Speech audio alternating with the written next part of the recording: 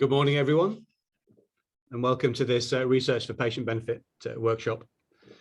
By way of introduction, my name is Tony Marston. I'm a professor of neurology here in Liverpool, and for the next week or so, I'm a director of research programs at Liverpool Health Partners. And my background is really in health service research around epilepsy and neurological conditions, and I've had a fair amount of interaction with the NIHR funding schemes as well as the RFPB program.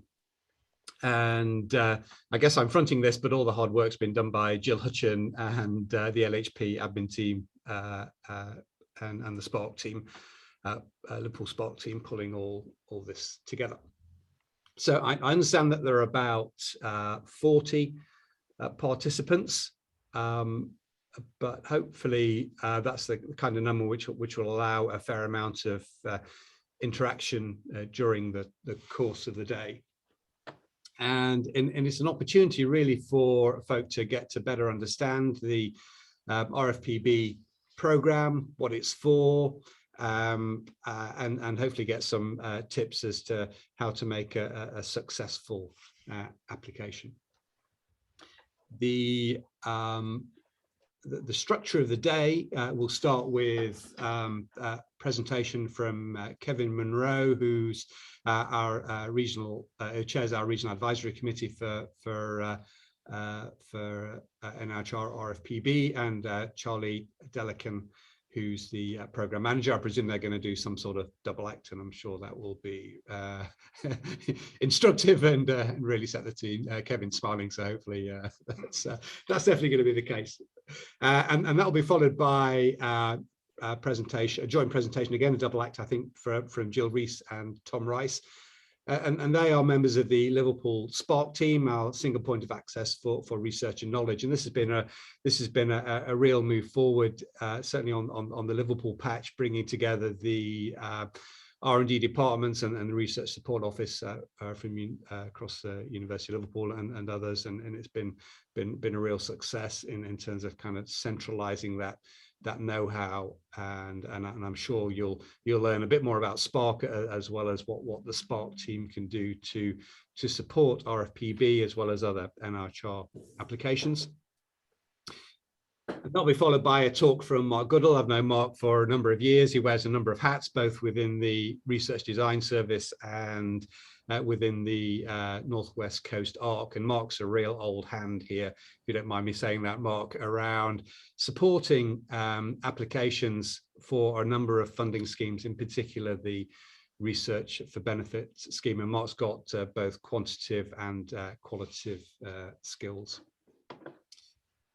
And that will be followed by talks from 4 successful applicants. So we've got Joe Patterson, Andrew Sharp, Janine Winterbottom, and Pooja Sani, who represent people working in universities as well as people working in NHS organisations. And I'm sure Kevin and Charlie will highlight the importance of NHS organisations leading applications, and this is a scheme that's really focused on meeting the needs of patients and the NHS and delivering benefit within a relatively short timescale.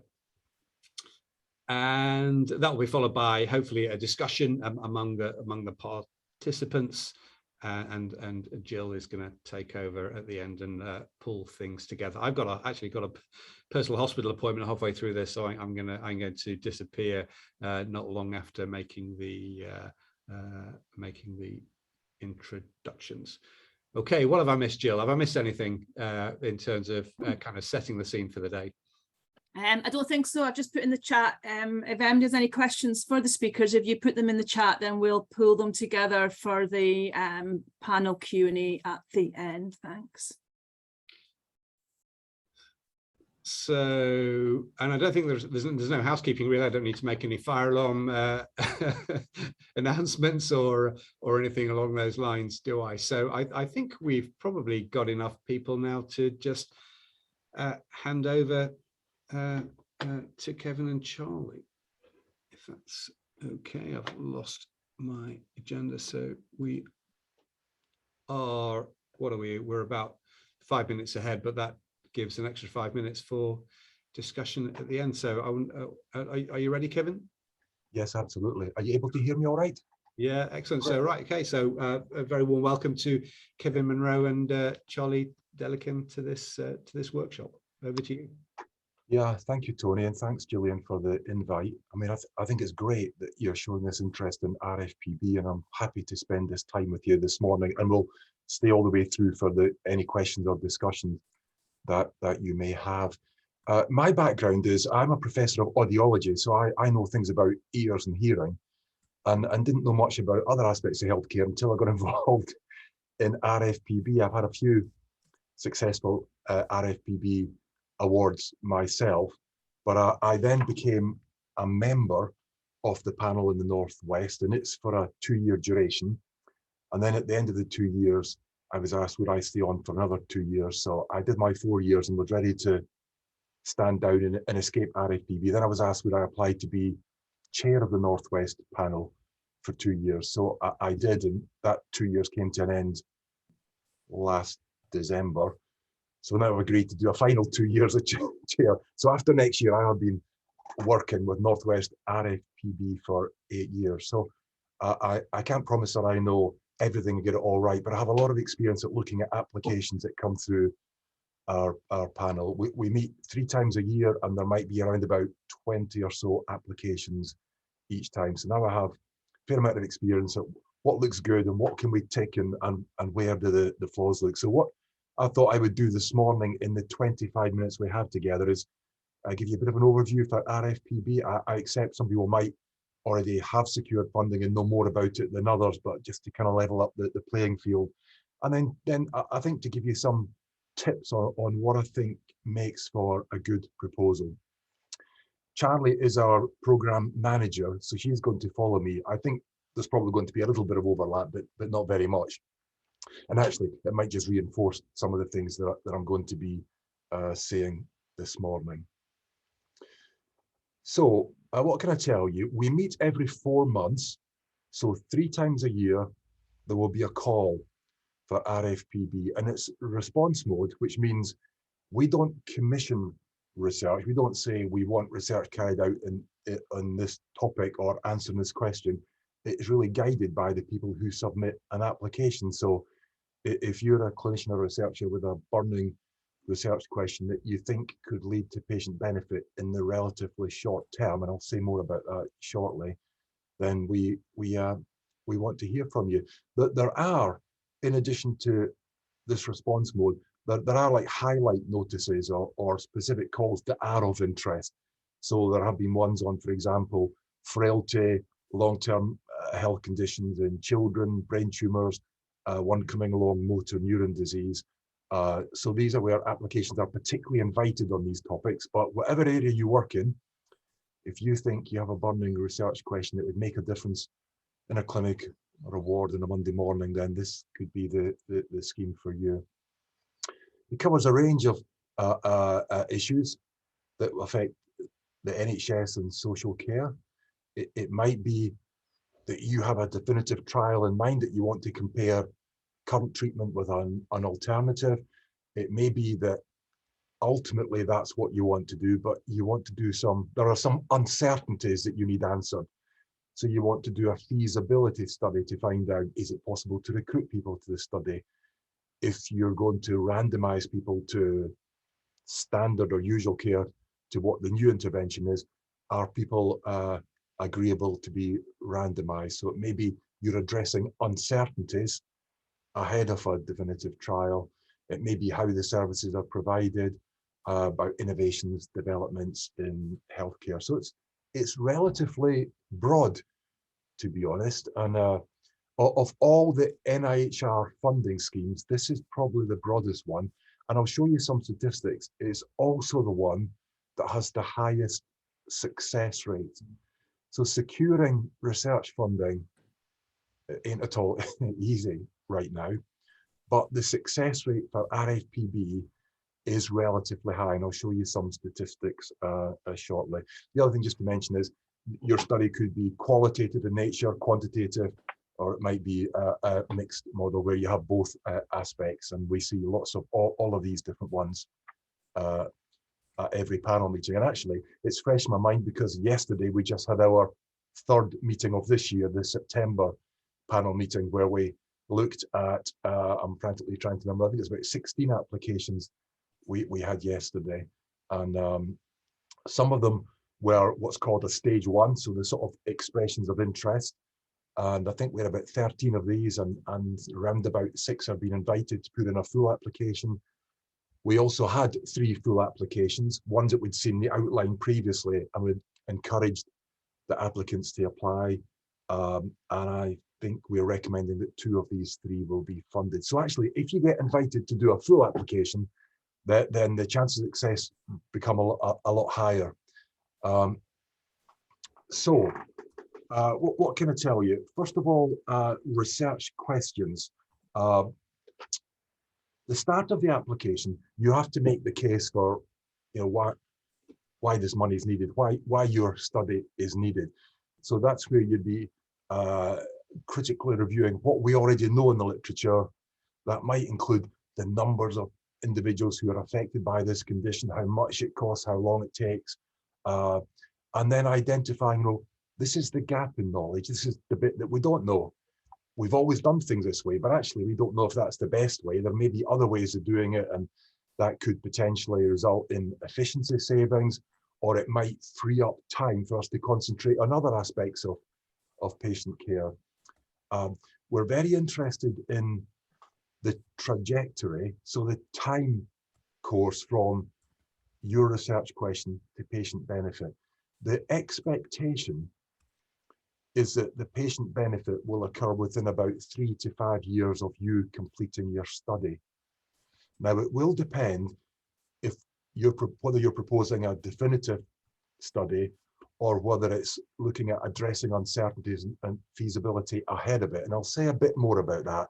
But what we tend not to fund is an application where we think, okay, there's potentially patient benefit, but actually, if this study is funded that we're looking at, once it's completed, there has to be another study that looks to see not only is it feasible, but is there any evidence that the new intervention is going to be better? And then you have to design the full trial. And for RFPB, we're really looking for a hit in the relatively short term. So pretty low-hanging fruit, really. We then look at, if you convince us about the research question, we then look at the methods and say, okay, if we were designing a study to answer this research question, what would be the key things in it? Then we look at what people have written. And it is surprising how often someone has a really good case and a research question, but actually the methods let them down. And sometimes we can give feedback and that can be corrected, or sometimes there's just too many, a major flaw or too many little things that just leave us a bit uncertain. We need to know that the team as a whole knows what it's doing and that the team has obtained the relevant support. So we absolutely would expect the team to have involved RDS, for example, and other people that are there to support researchers and clinicians who are contributing or potentially even leading to research. It doesn't matter if the team looks particularly large. Actually, we do value good, well-rounded teams. Off the top of my head, applications may have round about 6 applicants or co-applicants, but it varies a lot from one to the other. It would be unusual that we just had 1 or 2 applicants. That would make us think, so do these people already have all the skills and that's why they don't need anyone else? Or is it because maybe they've been a bit naive and don't appreciate that there's gaps in the skills that they have?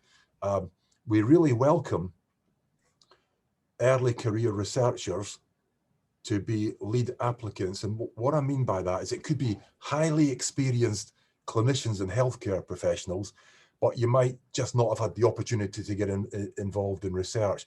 And this scheme, we particularly welcome you as being the lead applicant. Probably if that was the case, you would have a co-applicant who is your mentor or works as the co-lead. but we particularly welcome that. So don't be put off if you haven't led a grant before. As long as the overall team looks strong and has all the skills, that's what's important to us. We are particularly interested, as in all NIHR schemes, looking at the patient-public involvement.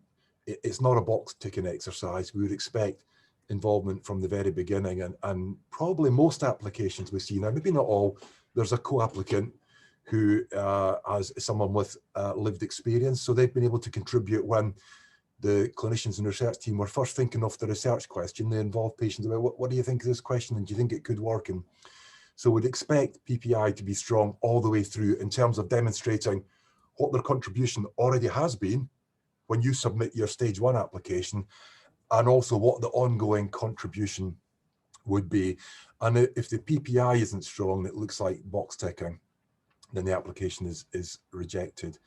And then we also have to think about, so how much money are you asking for, and what's the risk? Because not every research study is going to deliver. So we have to weigh this up. We have different tiers of funding. It's a bit like kind of leagues or division in football. Tier 1 is the highest amount of funding you can apply for. Tier 3 is the least. So if it's a tier 3 application that doesn't cost a lot of money, we're probably more inclined to take a bit of a punt on that sort of one if we think that's a good idea, but there's more risk. If you were asking for the full amount of money in the tier 1, the division 1, then we're sort of more risk averse, if I suppose is how I would put it. Other things just to mention at this point: equality, diversity, inclusion, very important to NIHR. So we're particularly interested, we live in a country where we're surrounded by inequalities all the time, and we're almost blinded to it. We take it for granted. Not anymore when we're applying for RFPB grants. Equality, diversity, inclusion has to be actively addressed. So there's no a benefit of saying, well, we're going to recruit from everyone that comes through the clinic and they come from all walks of life. If we knew that people who come through the clinic in all walks of life join research studies, this wouldn't be an issue. But we clearly realise these individuals don't, and that a lot of our studies are dominated by maybe white middle-class people. And then you can't always be sure that the findings apply to the broader population. So we now, as part of our review process, look to ensure that there's some active way of addressing equality, diversity, and inclusion. And the other thing, I think I touched on it earlier, is we talk about this thing called an efficacy signal, or looking for evidence of benefit. So if you're asking for money to say, I want to know, would this study be feasible? Are we able to recruit? Are patients willing to be randomized? Will clinicians refer people on to us? Are the participants happy to come back and do these tests on a number of occasions? We don't want to get to the stage where we fund that study and we say it's feasible, but actually we've not got any evidence whatsoever that this proposed intervention is any good. So we are always looking to say, is there enough already known in the literature, or is there something you can do as part of your preliminary study that could provide evidence to say, not only are we able to demonstrate if this study is feasible or not, and it may not be, that's why we're doing it, but also to say, not only do we think it's all feasible and people will join the study, but in the literature, here's the evidence that this intervention will work, or here's what we did as part of our feasibility study. We measured the outcome and did a comparison with standard care or whatever. So putting something in to reassure us, because what we no longer do is take a punt and say, and I think we've learned this from experience, that we fund feasibility studies and then you get to the end and you think, okay, it was feasible, but was this study ever going to show allegedly any benefit? So that's quite an important message for you to remember and take forward. So in terms of new investigators, I think I've probably said most of this already. You can be new and relatively inexperienced. So highly experienced as a healthcare professional, might not have much experience doing research, but that's perfectly acceptable. We welcome that because we want to increase research capacity and capability in the NHS and social care. We'd expect, if you were relatively new, that you have a co-lead or a mentor, someone who's allocated a portion of their time to help you develop your research skills. So it's perfectly acceptable to say, in addition to answering this research question, we have a mentor we're asking for 5% of their time because this is what their role will be, and it will help me become an independent researcher going forward. Within all the NIHR programs, RFPB offers the best opportunity to be an early career researcher. So don't be put off if you've not done much research before. We absolutely welcome it. As long as we say the team's good and there's lots of people to support this individual, that's absolutely perfect to us, and all the other panels, not just the Northwest one. So we assess the team of investigators as a whole. If you go on the RFPB website, you'll see examples of case studies from new investigators. So I just put this slide up. There's a whole series of them, but you can see here's someone who was a specialist pharmacist, got funding to do a PhD, and is carrying on doing research. And also it's perfectly acceptable that, you know, you may say, I know what the main trial will be, and I'm going to apply to RFPB for the funding, but there are uncertainties I need to address first. So I better apply for a feasibility study to get some money on the expectation that if everything is promising, I will then be coming back to RFPB and submitting another application to do so on. That's perfectly acceptable. And actually, we quite like to see that continuity. So that don't let that put you off, that you think you might have to come to us several times. So navigating these funding tiers, and I always get confused at tier 1, 2, and 3, which one's got most money. So before I chair these meetings, I always think, oh yeah, tier 1, that's top division, that's the top amount of money. So tier 1 currently has funding up to 350,000. It's going to change, it's going to increase. So just watch this space. It's getting more and more difficult to do any sort of definitive trial for that sort of money. But as I say, watch this space. If you're going for tier 1, and you're asking for what is a relatively large amount of money in terms of RFPB funding, then we would expect that your results, if they're positive and support some sort of change in practice, that will be rolled out within about 3, 4, 5 years of you completing your study or earlier. If we can't see it happening in that time span, then probably RFPB isn't the route to go down. Tier 2 is, and most applications right now are coming from tier 2. Actually, I should have updated this slide. I said 20% for tier 1, 40% tier 2 and 3. Actually, based on what's happened the last few meetings, at least half or 2/3 are tier 2 right now. We'd really like to address that. We'd like to see more tier 1s coming through. Anyway, tier 2, that's usually when you're saying, got this great idea, but there's uncertainties. We want to test out or develop an outcome measure. We want to try out the design and make sure it works, whatever. And that can be currently up to £250,000. As I say, most applications, Charlie will correct me if I'm wrong when she comes along to speak with you, but about 2/3 are coming through tier 2 right now. And so you think tier 1, that's like the motorway, that's getting right onto the fast road and getting up there and providing a patient benefit. Tier 2 is, I don't know, your dual carriageway or your A roads where, you know, you got to navigate them before you get onto the motorway. I don't know how well this analogy works. You might let me know later. And tier 3, well, that's when you're on the little farm roads in the background there thinking, actually, there's a lot of work to get done before I get out onto the dual carriageway and the motorway. And that's where we tend to accept applications where there's more risk, or we think, actually, it's going to take a lot longer before we ever see patient benefit. Might be, for example, that you want to do a systematic review, that you haven't already done one, or some scoping review to identify what do we already know on this topic, or where are the questions. We don't see too many of them because most people have already done the review, but sometimes people have applied for money to do a review and they have been funded.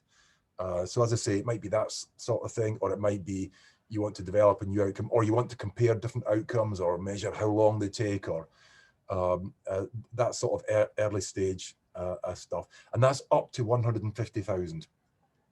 Don't exceed these limits. Sometimes if we think there's an application that's particularly strong and it's 1,000 or 2 over, we might let it go by, but we don't do this routinely. So, you know, if you, and we've had this, and had one recently where the application looked pretty strong, and the individual was asking for tier 1 money, but actually it was really feasibility and addressing uncertainties. So we have to say, even if we like the research question, this has to be reduced because the maximum we can give is £250,000. So you shouldn't be exceeding these sorts of limits. Defining feasibility aims, well, you know, it's just answering the questions that, and if you're a new researcher, people sometimes kind of, oh, look at something, I want to get back, I want to get right on and do my study, and I've got lots of these sorts of patients that come through the clinic.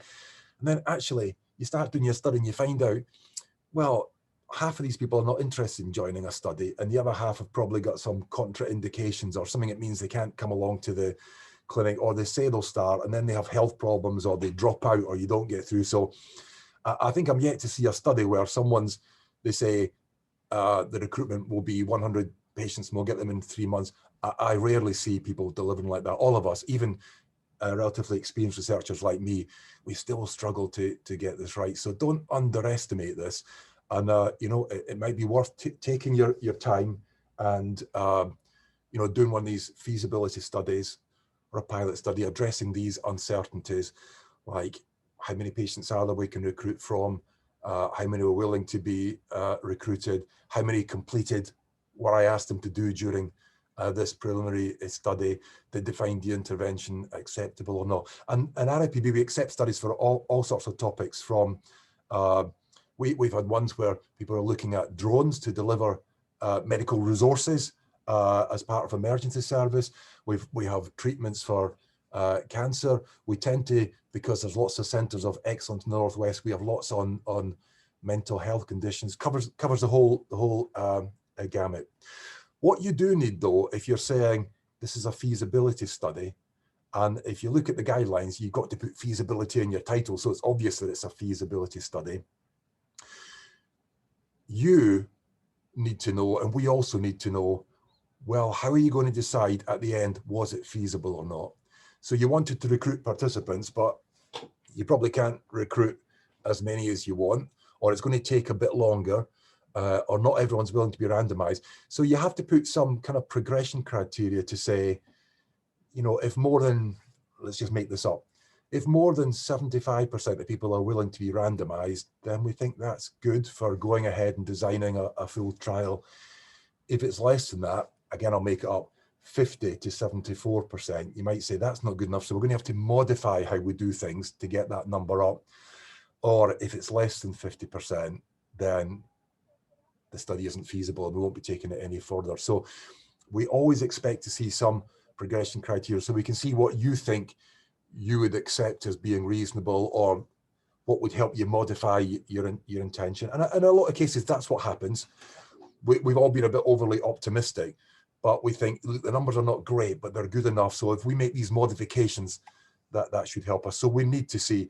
And in terms of feedback we give people, one of the things that we mention quite frequently is, you haven't given us progression criteria, the stop go. You might even give it as traffic lights. Green is, if you get over these sort of numbers, you'll go ahead. Amber is, we're going to have to rethink and tweak it. And red is, actually, there's just no point, because this is not going to be doable. A bit about, so it's two-stage process.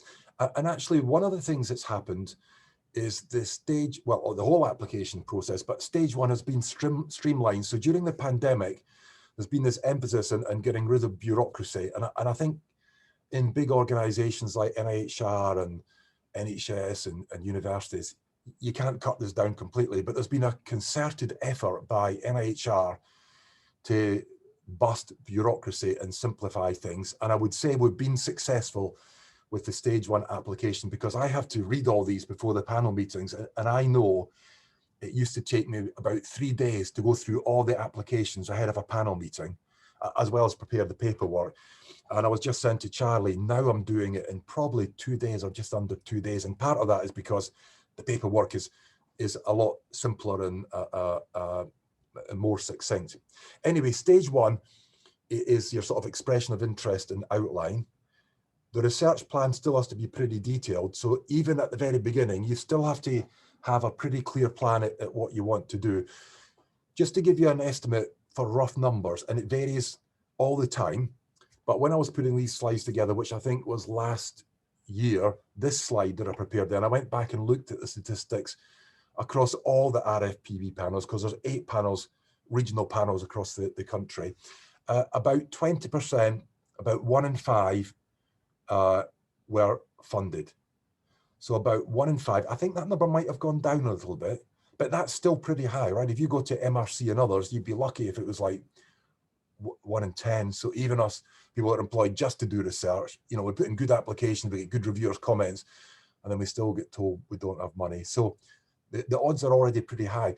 If you get invited to stage 2 to say, we like this, here's some feedback, some things we'd like to see expanded or changed, then roughly half of them get funded.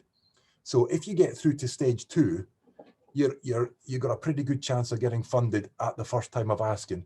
Or if you don't get funded, it might be the feedback we give you then lets you see you were pretty close and you might want to revise your application. So, you know, something just to be aware of when you're doing research. You have to grind away all the time, and it's the people who don't give up are the ones who are going to be successful. And I'll say a bit more about tips if you're not successful and you're going to resubmit. But you'll see in general research terms, these odds are pretty high. If you've not done research before, you might think, oh my God, that's terrible. But actually, compared to lots of other schemes, there are not many that will be as good as RFPB.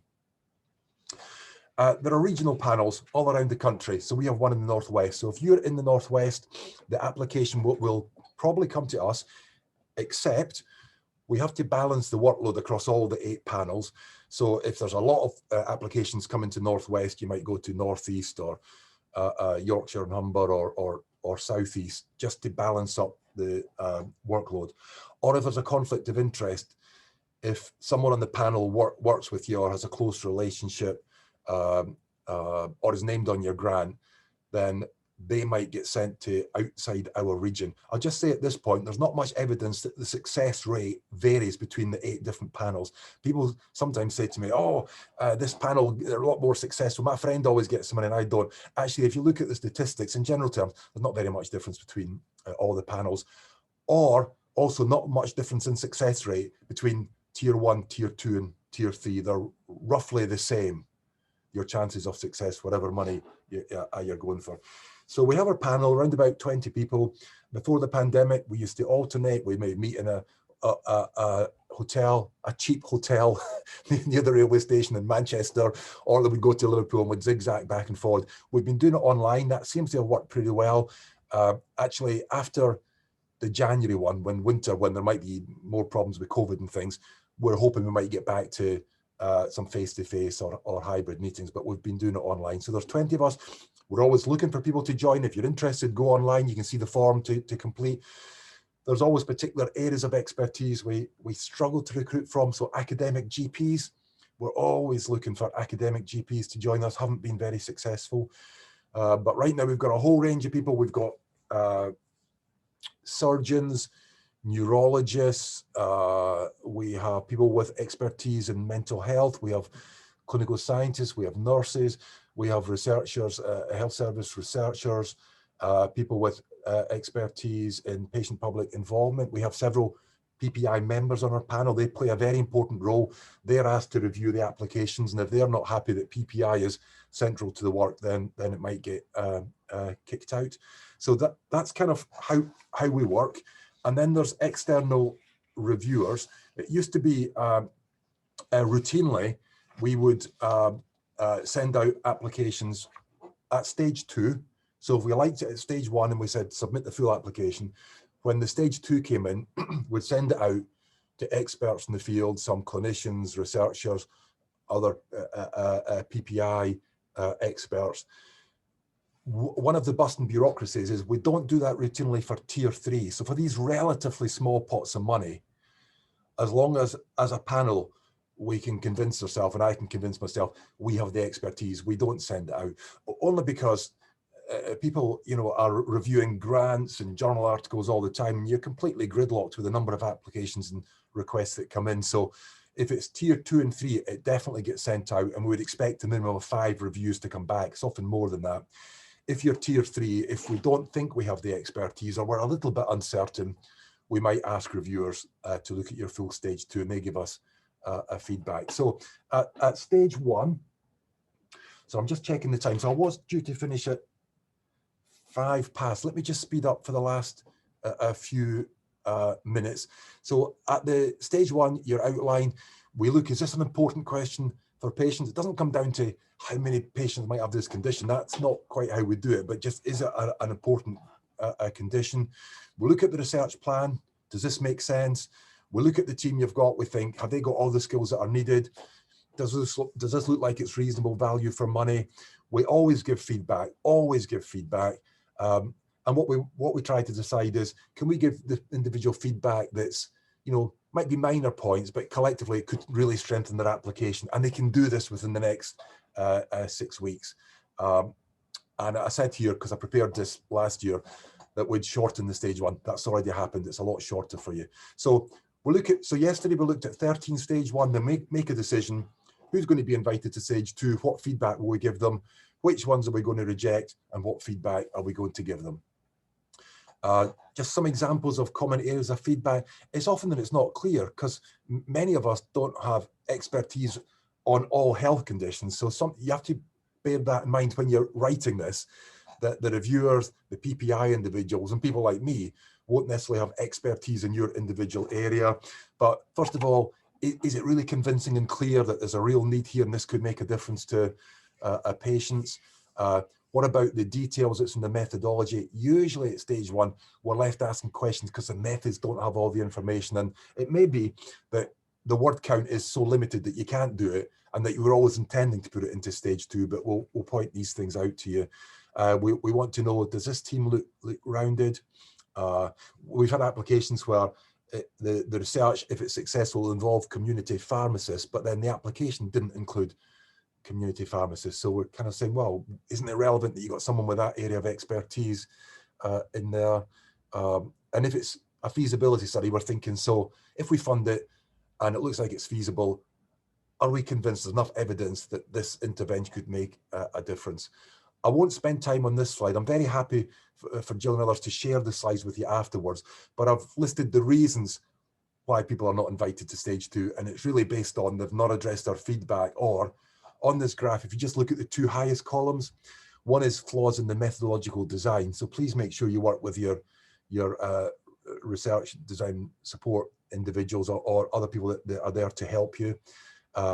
Or it's just the application is poorly worded, it's unclear, the rationale isn't clear. That would be the main reasons or the main bits of feedback. So if you're invited to stage 2, it's a longer application, you add in some other information about patient public involvement.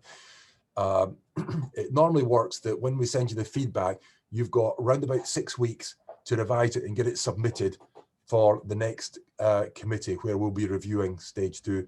It isn't essential. If you could ask to be deferred and say, for these reasons, I'm going to wait and miss it, and then I'll come for the next meeting, that's acceptable. But the majority of people would be keen to revise and get it submitted. Then we review it. If it's tier 1 or tier 2, we send it out for external review. There's a rating, there's sections they have to look at. Well, actually, this has just been modified as well, so I need to update this slide, but these are the key points. We'll look at the relevance of the research. Mostly, I would say applications are relevant. We'll look at the quality of the design and the research plan. I would say that's where there's scope for improvements. We'll look at the plain English summary. Our PPI individuals will go through that with a magnifying glass. So absolutely, if you haven't involved PPI experts and listened to the advice from your RDS, it will almost definitely come back and say this has to be in plain English, because if you do get funded, this goes on the website and this is available for the whole world to see. So at the very least, you got to get your plain English summary right. We look at the team, we look at the impact, we look at dissemination, we look at how this can be rolled out. And of course, not every good research study are we convinced that NHS has the capacity to roll this out. So even if the research were positive, because of the funding and all sorts of constraints on the NHS, is this ever going to make a difference? And then you get a score. And the panel works like this. So yesterday I say, okay, we're now going to look at grant number X, Y, and Z. We'll look at the individuals that have a conflict of interest. So in advance of the panel, we ask people to identify themselves. They go to a separate room. I summarize the grant just in a few sentences. And then 3 individuals in the panel have already been given your grants, and they've gone through it with a fine-tooth comb, and each of them will speak to it at the panel meeting. They each have a few minutes, tell us what they think. Then as a whole committee, we all discuss it. Other people will ask questions. I do my best to summarize. These three assessors say, well, my indicative score would be, I would give this a 6 or a 7 or an 8. And then we say, well, fair enough, but that doesn't count for anything. And then we all vote and we take an average and we reach a decision. And one of the assessors, the second assessor, is normally writing down all our feedback so we can get some sensible information back to you. And this is how the scoring works. The only thing you need to know is if you get a score of 6 or higher, then we tend to say, we want to see this full application at stage 2, or we're going to recommend that this is funded. If you don't reach a 6 on average, then we don't normally invite you to stage 2, and or we don't agree to fund you. So that's the key numbers to look for, irrespective of whether it's stage 1 or stage 2. Just as I come to an end, one of the things that was implemented, and this has made a difference, is when we give you your feedback, we give you a chart that looks like this. Now, the information in these boxes is the name of the grant. That all gets removed, but you will see which one is your grant. So the green one's got a score of 6 or higher. So here's a genuine one where the grants were given scores of 6, 7 or 8. So they were recommended for funding or come to stage 2. The red ones got rejected because the score is less. And what we've found is that when people get this, and if they realize, actually, I only got a 2 or a 3, they don't waste their time revising and submitting their grants. Before we did this, the success rate for a resubmission was about 7%. It tends to be the people that are kind of the 5s who think, wow, I wasn't far away and I could address this feedback. They tend to resubmit, and the success rate has gone up to about 30% now. So that's a bit of useful information we give you, because our default is, what can we do to help these people strengthen their grant and give them the money? We don't start by saying, what can we do to be as critical as possible? There might be other schemes, but that's not really the way we work with RFPB. So just to finish with, the take-home message for you is the patient benefit has to be absolutely clear. You know, you really need to be clear about this is the problem, this is how big it is, this is how much it costs, this is the impact on the person's life. And here's where the research question has come from. It's come from a James Linda Lyons priority setting exercise. We formed a PPI panel, and these are the things that are really important to a patient's. Methods must be absolutely clear in terms of the research question, and be sure that the methods that you've got will answer your research question. Patient public involvement has to be absolutely central. If it's not there, it'll be rejected at stage 1. If it's there but it looks superficial, it might be rejected at stage 1, or at the very least you'll be told this has to be really strengthened. And the team, as I say, if you've not done much research before, you can still be a lead applicant or a co-applicant as long as the whole team looks absolutely strong. Okay, I'll stop at that. I'm sorry I have gone slightly over, but hopefully that was useful information for you. And I will stay on and be able to answer questions at the end. Thank you very much, Kevin, for that presentation. It was really, really useful information, I think. Charlie, are you ready just to follow on from Kevin? Yes, I am. All right, thank you very much. Yeah, I mean, there might be a little bit of overlap, but I'm just going to skim past anything that Kevin's already covered. Can you all hear me, by the way? I had some problem with my audio yesterday. Okay. Yes, we can. All right, so this is just outline what I'm going to talk about, the scope, funding limits, the process and timelines, and just briefly what a good application looks like from the program side. So as Kevin mentioned, we are response mode, which means researchers basically can decide what they want to put the application in for, as long as, you know, there's a clear gap in, they're trying to fill an evidence gap in the area that they're in. So a big benefit of that is that we can basically fund anything as long as there is a clear link to patient benefit. But mostly concerned with the day-to-day practice in health services and social care. Can be qualitative or quantitative, but the user benefit is really the most important thing in the application. Over the time of the program and across 8 regions, we've funded more than 1,000 awards and dished out over £200 million. As mentioned, it's a national program, but operates within the 8 regions you can see on the map.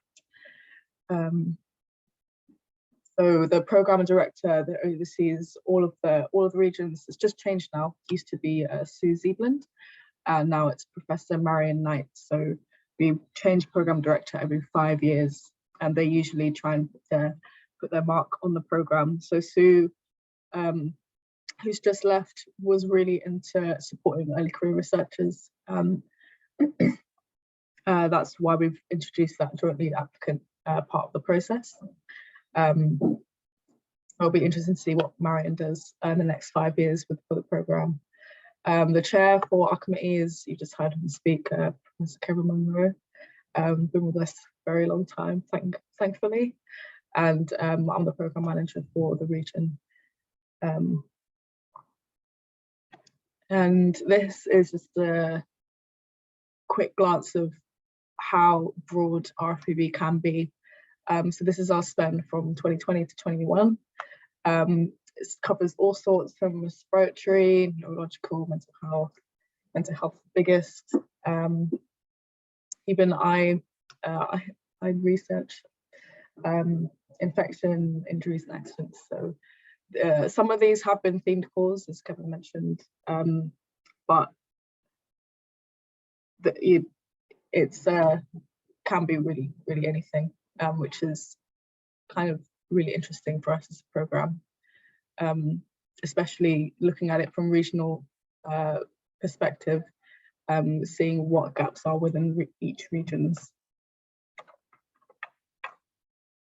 So in terms of scope, this is just a big long list of what we can fund, what we won't fund. The main take-home point is we won't fund like basic science, lab-based research, including animal work. It can be as part of a wider evaluation study, but if it's just solely just lab work, it will really get kicked out even before it goes to the committee. Just on scope, but we do fund formal evaluations, feasibility studies, needs assessments, systematic reviews when it's part of a wider, bigger proposal, methods development. So yeah, all sorts. I'm sure these slides will be circulated as well, but I'm just conscious of time. So for the funding limits, there's three funding limits. These were just introduced. These were introduced to encourage more innovative and developmental research, which may or may not have been out of remit or scope. The introduction of Tier 3 as well was in response to feedback that it was challenging to secure funding from research programs, specifically for developmental research, and for proposals that were more upstream of pathway to patient benefit. So that's why we kind of separated them out a bit. But there's kind of two prongs to the tiers: is cost, which is 150, 250, 350, and then there's patient benefit, so how upstream it is. If you're going to need more studies after your Tier 3, or if you're straight into Tier 1, then yeah, we'd expect to see patient benefit relatively quickly afterwards. So this is just an example of what may fall into Tier 3. Like I said, it's more developmental research, so refining interventions or developing new ones, or new outcome measures for existing interventions, observational studies. We see not as much Tier 3s as Tier 2s, but we do see quite a lot of Tier 3s. Sometimes we also see like a developmental aspect of an intervention, and in the same project also doing a small feasibility study as well. So just gonna go over the application process and timeline. So we meet 3 times a year. As Kevin mentioned, we met yesterday for the last time this year. It's a 2-stage process. So stage 1 is just a formative assessment, and then get the more detail in stage 2. We receive around 120 applications per round across the 8 regions, but success rate for stage 2s, which have been peer reviewed, It's around 22%. So the upcoming competition is competition 49. The deadline is the 9th of November, so please put that in your calendars. So we'll go through program scrutiny. So the applications come to the program managers and we just make sure it's in scope. There's nothing too ridiculous there. Then it will go to the committee in January for the assessment. If successful, it will go through to stage 2, and the deadline for that is, well, that should say 2023, March. It goes out for peer review between the deadline and when it's stage 2 is assessed, which will be in May, and then it will have to go through the program director. Any ones that are recommended for funding will go through the program director and also Department of Health ratification to make sure that everything's in budget and we actually have enough money to fund people. I think there was a question about transparency tables. I think I can quickly answer it. Oh, okay. Someone has just at the door. Wait 1 second.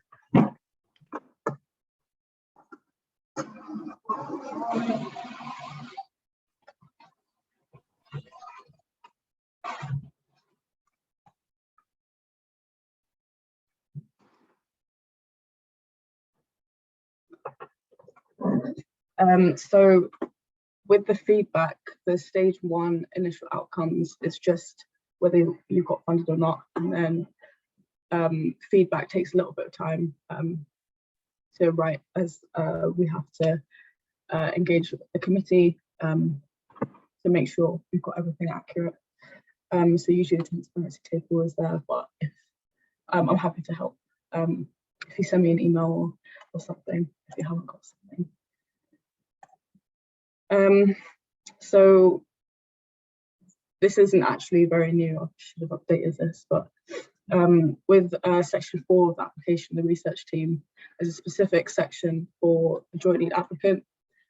This could be an early career researcher or it could be the mentor, but yeah, we're really into capacity building. I want to encourage early career researchers to lead their first grant with us, as long as they're supported by a senior colleague that has the experience to give them the right support.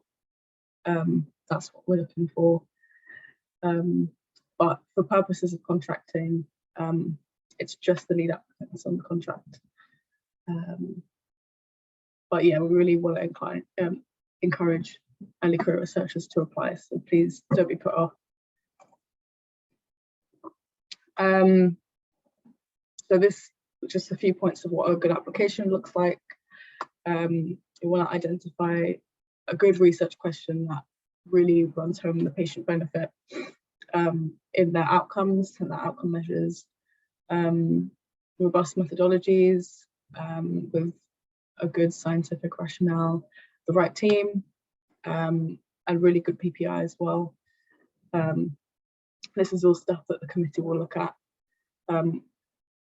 Myself, I have a background in biochemistry, but I'm not as scientifically adept as the committee who will assess the application. So this is the criteria that the committee will look at, and they usually go through it with a fine-tooth comb before they meet and discuss it, and also the wider discussion at the meeting. They look at all of these things like value for money, the significant to patient benefit, and the NHS service users. And that's specifically why we only contract with NHS organisations. We want to, encourage other organisations like charities and also industry partners, but that they will need an NHS organisation to contract with and have a collaborative relationship with like an honorary contract or something. But because the main aim of the programme is benefiting the NHS. That's why NHS organisations are super important. So if you do need help with the application, obviously the Research Design Service is here, and they provide support to researchers across England with design methods involving PPI, and all the advice is confidential, free of charge. It's such an amazing resource. And you can really tell when an application's been rejected, they've gone to the RDS and come back. It's usually a lot stronger. So please, make use of that excellent resource. And I'm sure, we'll be hearing from RDS in a little bit. So these are just some resources. There's a lot of guidance online. You can read up on and get some help, including finance and funding limits. But if you still have any questions after reading that, there's a general inbox email here, and also a phone number where you can contact one of the team. And also the RDS contact is here too. So yeah, please make use of all these lovely resources. And I think that's it for me. I haven't been looking at the chat, but yeah, I'm happy to take any questions when it's the Q&A. So thank you. Thank you very much, Charlie. That was great. Thank you. And I noticed that during your presentation, Kevin has been answering some of the questions that have been popping up in the chat around that. And for anybody, there will be, as I said, there will be a chance to ask further questions once we've heard from all the speakers at the end of that. So thank you, Charlie. So next in the session, we have Jill and Tom from the LHP Spark team, who are going to tell you a little bit about how they can offer support to LHP member organisations. Thank you. Okay, thank you, everyone. So I am just going to give a brief overview how the Spark grants team can support grant applications. So my name is Jill Rees. I am the Spark Research Grant Officer. And I also have Tom Rice with me as well, who is the Spark Strategic Operations Manager. Did everyone see my slides okay? Yeah. Yeah, okay, brilliant. Just to give a brief introduction to Spark. So Spark was launched in the autumn of 2019. And Spark is really a groundbreaking joint research service which brings together Liverpool Health Partners, which are a combination of NHS trusts and universities, and it brings together their research support functions to facilitate and deliver world-class health research. Spark is driven by a dedicated research team that can provide support and guidance throughout the project's lifetime. And this is from grant applications all the way through to setup. So this slide just gives a quick overview of our partners. So we partner with the 4 local universities and 7 NHS trusts across Liverpool. So we do have a specialist grants team which support grant applications at Spark, and currently that includes myself, the Research Grant Officer, and I would probably be your first point of contact. So just to briefly summarise our role at Spark. So this is to facilitate the grant application and costing process on behalf of the LHP partner organisations. We also set up an initial meeting to discuss the grant application. So this is to get a feel for how much support and what might be involved in the grant, and to establish some key details.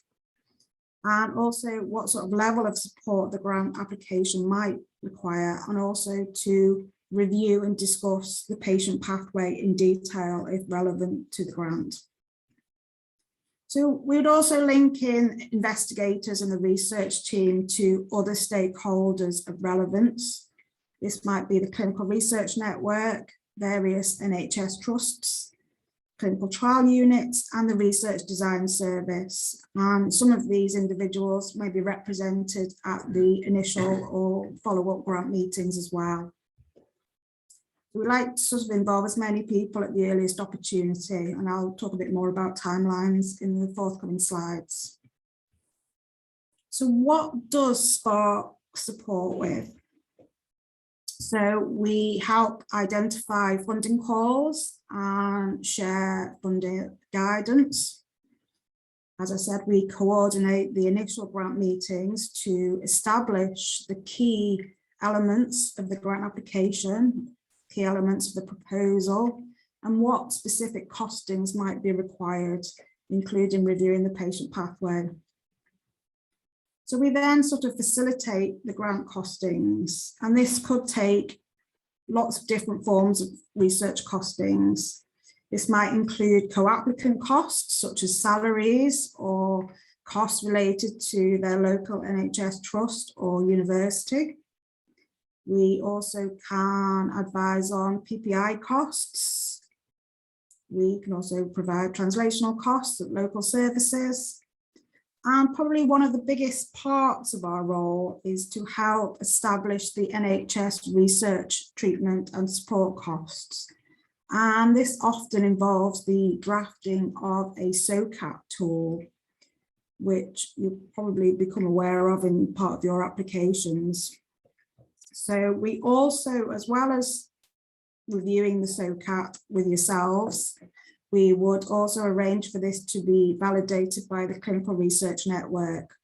So at the Clinical Research Network, there is a dedicated team of specialists, cord specialists, who will validate it and check that the SOCAT is attributed correctly. And we might also sort of seek any collaborator cost as well. We also support application approvals and sign-off. So it's often the case that the lead NHS trust will want to see the application and also be involved in approving it and see the elements of the application and on local approvals, and we can arrange those. We can also initiate conversations around sponsorship. We also have a dedicated Spark grants officer, so we can sometimes help with advice over contracts. And we can also help arrange local collaborations, and this might be putting you in touch with or signposting you to the local RDS team and also clinical trial units across the region.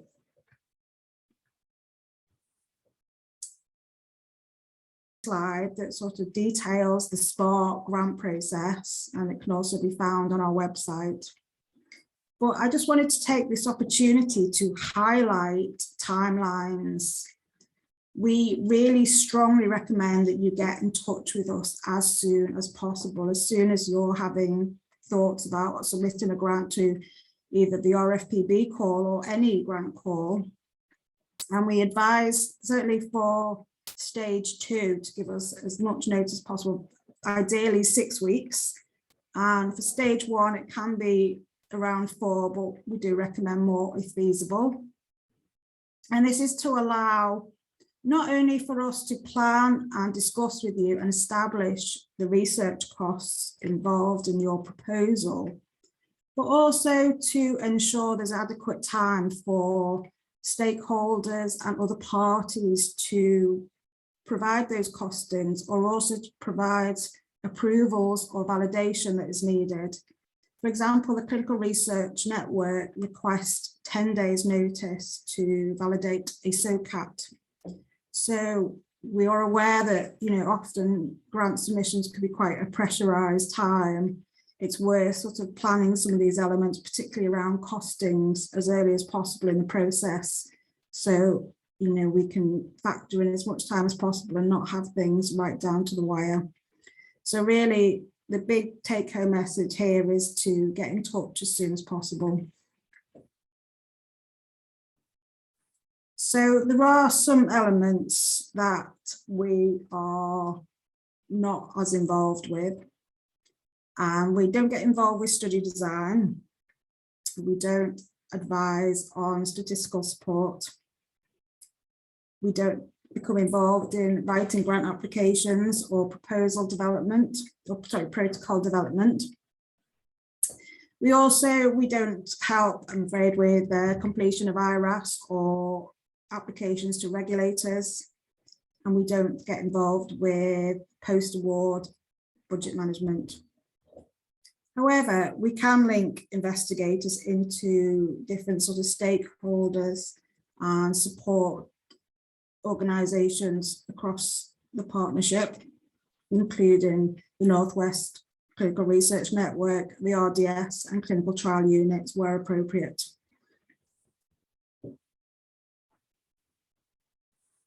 So I'm just going to sort of end there with our contact details. So hopefully that was sort of quite useful, but I think really, just if you've got any queries, just get in touch with us. And this is our email addresses.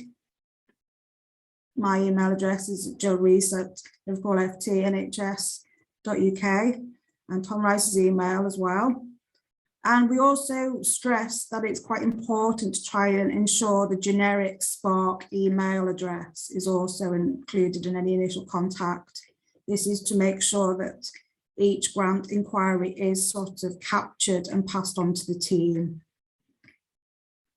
So I'll end there, and do send through any questions. Thank you very much, Jill. That's great. Thank you.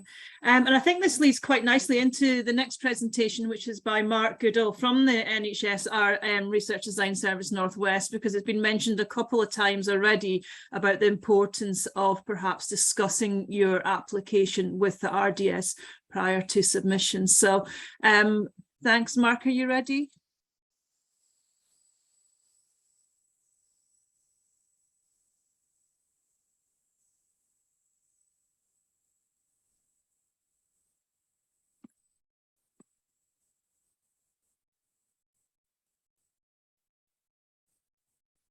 I think you're on mute, Mark. Sorry about that. It seemed I went straight to something else. Okay, right. Okay. So I hope you can see my screen yes, and see we what I'm can. sharing. That's fine. Brilliant. Let me just go back so we're running. Okay. So first thing is the Research Design Service is free. So the support that we provide is entirely up to you how much you use it and how much you don't want to use it, and that's fine with us. The key bit, I suppose, what I say is I have a title of a frontline advisor, and the advisor bit is actually quite key. We advise you, we don't tell you, we advise you, but please understand it's coming from a lot of experience. So the Research Design Service is a national NIHR infrastructure setup, and it is regional. So you would come to your local one. So if you're based in the Southwest, you would approach the Southwest RDS, and if you're in the Northwest, then obviously you come and have a chat with us. But within the Northwest, we also operate regionally as well. We have teams in Lancaster, in Manchester, and also in the Mersey and Cheshire region as well. So what can we advise on? Well, we can advise on anything that is national and it is peer reviewed as well. So it has to have those sort of two criteria, and then it has to be health and social care. But equally, our funding stream is not just NIHR, it's also the research councils and the various different charities, as long as they fall into that, their national programs and they're peer reviewed. We will sometimes get involved with your project earlier, but the key for us is that you're applying for a national grant at some point in terms of your project plans. So the discussion, as was said by the Spark team, is come to us early, and then we can advise on that. So what's our expertise? Well, we have lots of methodological expertise. We're all research methodologists. I sort of sit in the mixed methods area of it. But the keynote is that because we're a national service and you need a very specialist advice, I'll find somebody that can probably give you that advice at some point. And that's the key bit for us is, what help do you need? Or you need this bit. Okay, I'll find somebody. I'll either chat to them myself, or actually it might be better for you to have a conversation with them, and then that sort of becomes a useful next step for you. But essentially it is all the things that you'll probably see on a panel we as a methodologist will give you advice on. So there's no real limits. It's just mainly checking and making sure that your methodology is appropriate for answering the research question that you've got. What we also help with quite a lot of is identifying the funding appropriate stream. So I think there was a question earlier, and I was almost going to answer it, because that's my arduous head, thinking answers to questions. But the key bit is RFPB the right thing for you? So again, it's asking those questions of you and seeing whether you're within their remit, whether you actually fit within their funding stream that you're applying for. So you might come with an RFPB plan, and then we might direct you to someone else, or actually you might come with somebody else and we direct you to RFPB. And again, it just depends on what it is. There's an element of finding collaborators, but there is that discussion about whether you've got the right team. So we'll always ask that question, which is one of those key questions that panels will ask.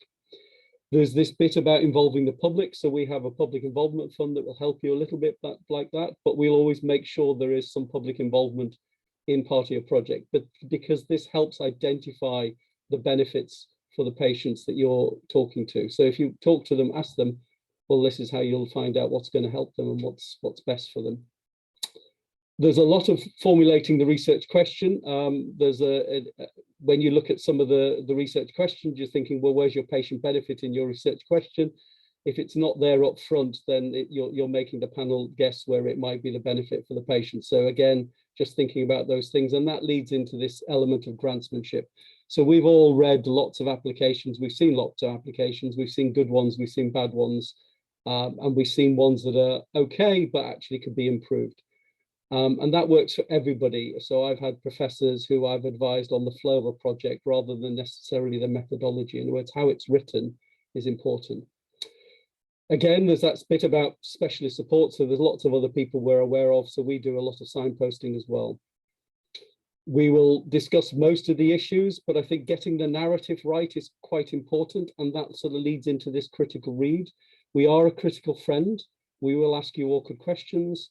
We will be a little bit devil's advocate, but the idea is that hopefully what you end up with is a better application. The key bit is there's a lot more that we do, but we can really, really help, and it's well worth coming and having a chat with us.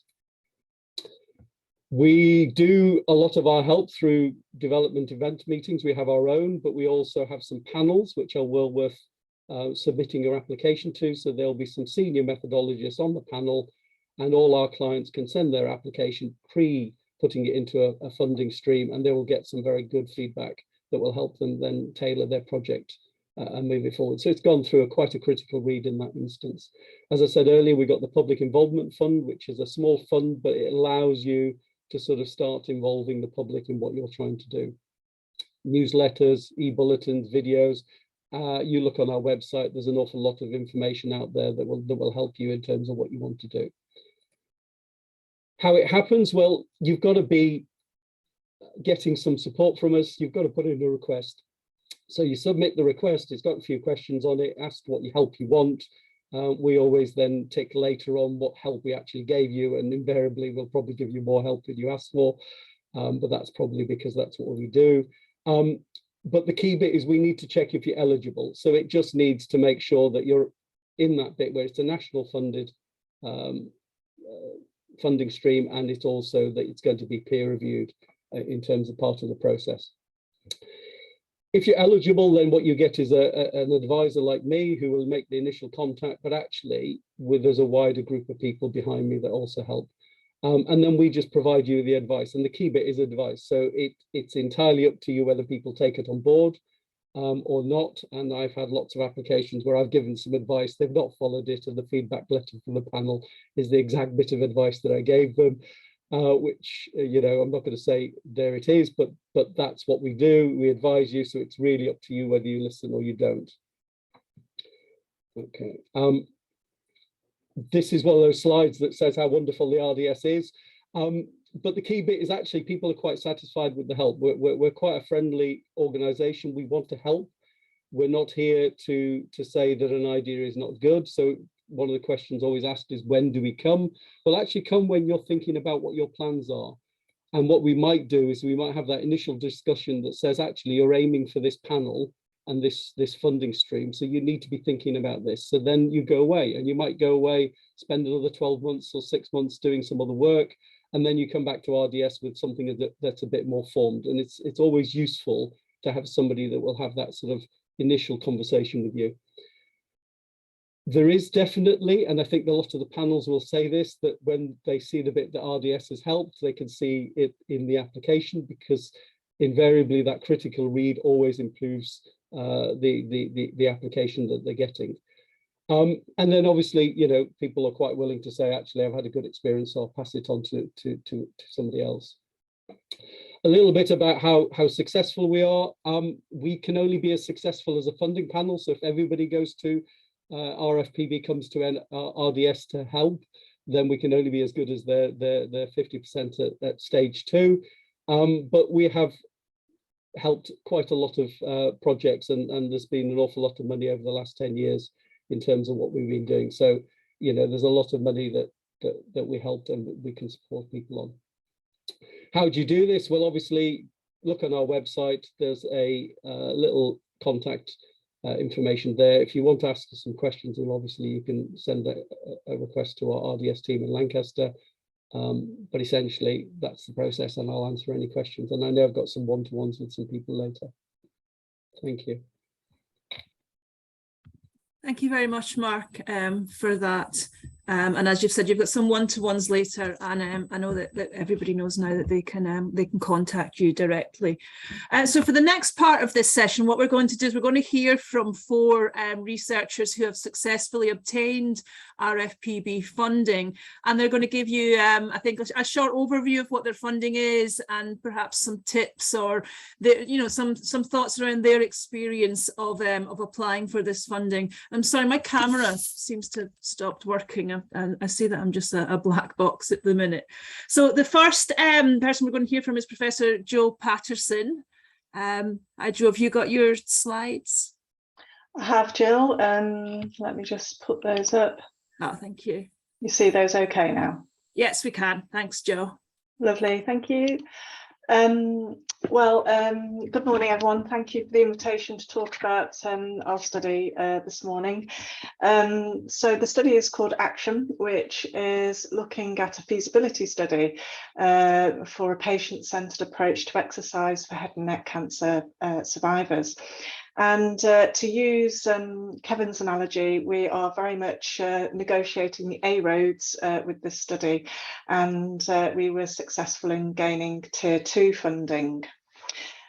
So first of all, to introduce you to our team, we're a large team. This is a complex intervention, and so we needed a lot of engagement early on. So some of us are clinical academics. I come from a speech and language therapy background. We have a physiotherapist, we have surgeons and oncologists on the team. We also have methodologists, and these range from a statistician, qualitative expert, behavioural scientist, and an exercise physiologist. But the real star of the show is Val, our patient representative. Val has direct experience of head and neck cancer, and I've worked with her for about 15 years now on various research projects. And before her diagnosis, she was an avid marathon runner. And so this research in particular, she was really geared up to address some of the issues, as when she was diagnosed, she really couldn't find any information or advice regarding physical exercise. Val chairs a PPI group herself, and that was extremely useful in gaining a broader perspective on this particular research question. And she was involved right from the very inception of the project, and has contributed towards the grant writing and attends all of our project group meetings. So she's fully integrated into this particular project. You can see we are operating across several organisations. Here are our academic partners, but also we are recruiting across Liverpool University Hospitals and South Tyneside and Sunderland NHS Trust. So as already has been mentioned, it's important to make your case. Why should this particular project be funded? And one of my colleagues, Professor Midgley, did a lot of background work in looking at head and neck cancer patients and physical activity. Early on identified that this particular group has low levels of physical activity and poor cardiorespiratory fitness. And yet exercise isn't really part of the head and neck cancer pathway. I think we'd all recognise that exercise is important for every one of us. And there's good evidence to show that actually it's really important for people that are diagnosed with cancer. They get better outcomes. And although we know that this is important, no one particularly takes responsibility for this within the head and neck cancer pathway. Now, why head and neck cancer, though, if we know it's important for all cancers? Well, it's important to strengthen the case as to why you specifically want to look at this area. And for this particular group, we know that they've got special physical challenges that may make it difficult for them to engage. For example, often they have neck and shoulder dysfunction. Some of them may be breathing through a hole in the neck. They can often have substantial swelling in the neck area. And they are typically people that have lost a lot of weight before they end up being diagnosed, and may be malnourished, which may often make engaging in exercise difficult. Furthermore, they can have altered appearance, and this can affect their willingness to engage in group activities, as well as major depression being quite common, more common in this group than other cancers. And frequently they come from low socioeconomic backgrounds. We're seeing older patients too, and so that, and combined with malnutrition, means that the levels of frailty are higher. And so all of these things combine to make them slightly more challenging to look at in terms of engaging with physical activity. So really it's about articulating the gap in the evidence. More and more there's evidence to show that prehabilitation, getting people in optimum physical condition before they actually have cancer treatment, is better for outcomes. But again, this hasn't been thoroughly tested within head and neck. But also we don't really know what the frequency, the intensity or the duration of exercise actually should be in order to gain those benefits. And we come from the premise that the best exercise is the one that people will actually do. I don't know about you, but you know, if I was advised to go off and run a marathon, I may not be particularly motivated to do that. I have my own preferences for how I might exercise, just as you will. And so for this, it's very much a personalised approach, working with the preferences of the individual to engage them in physical activity.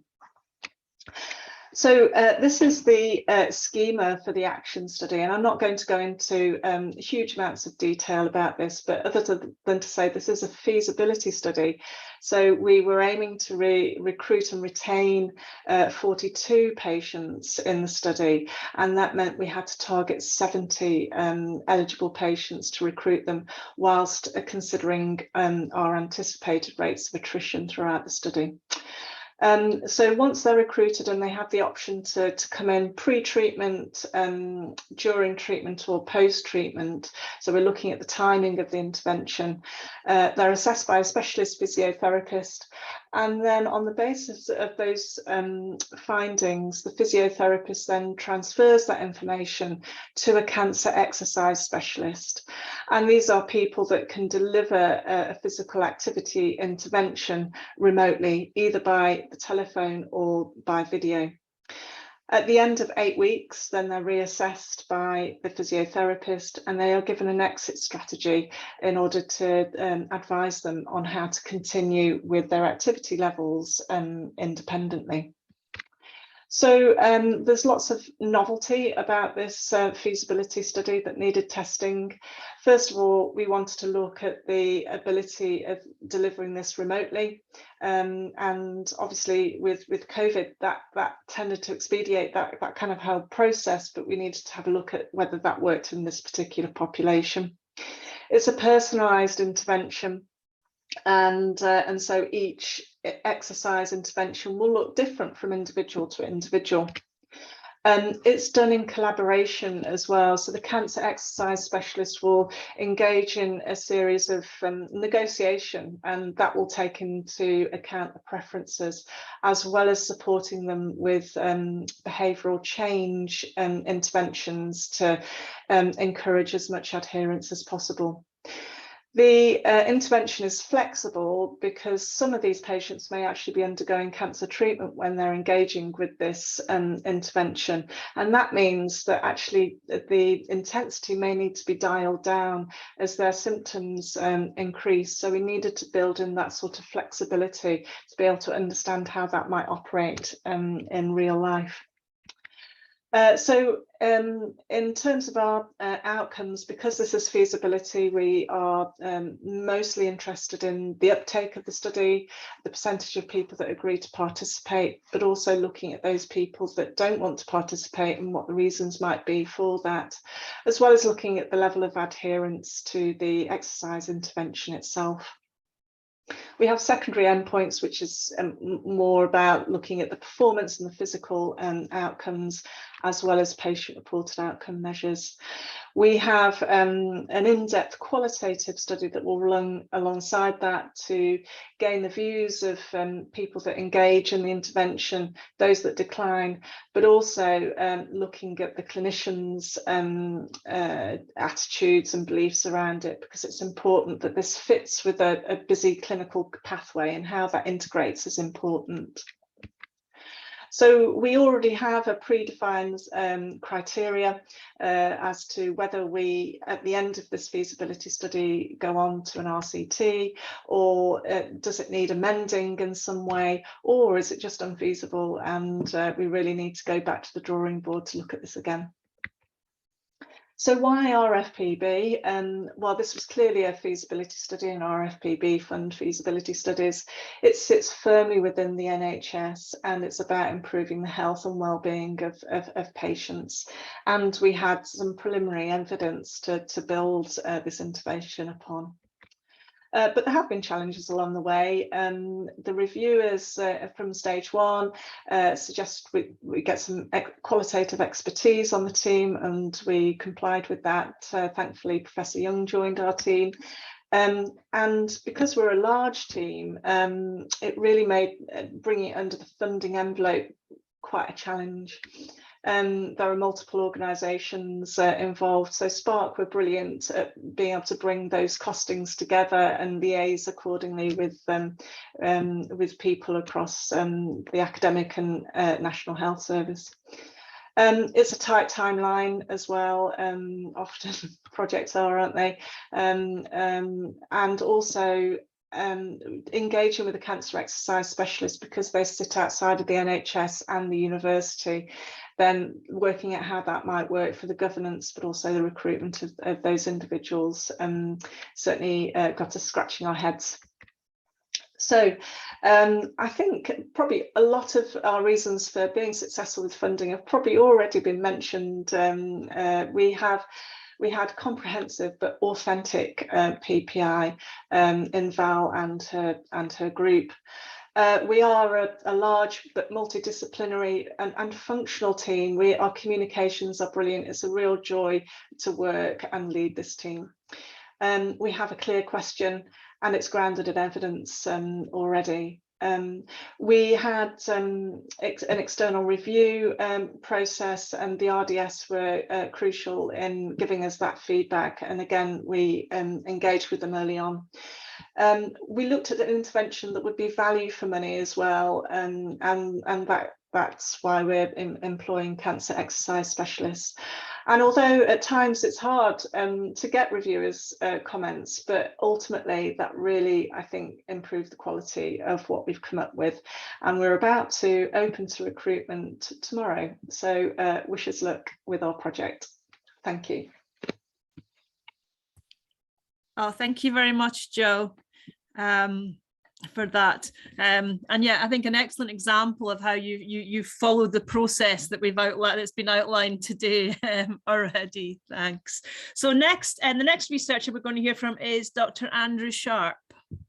Andrew, are you ready? Yes, just find the unmute button. Oh, thanks. Great. My slides ready.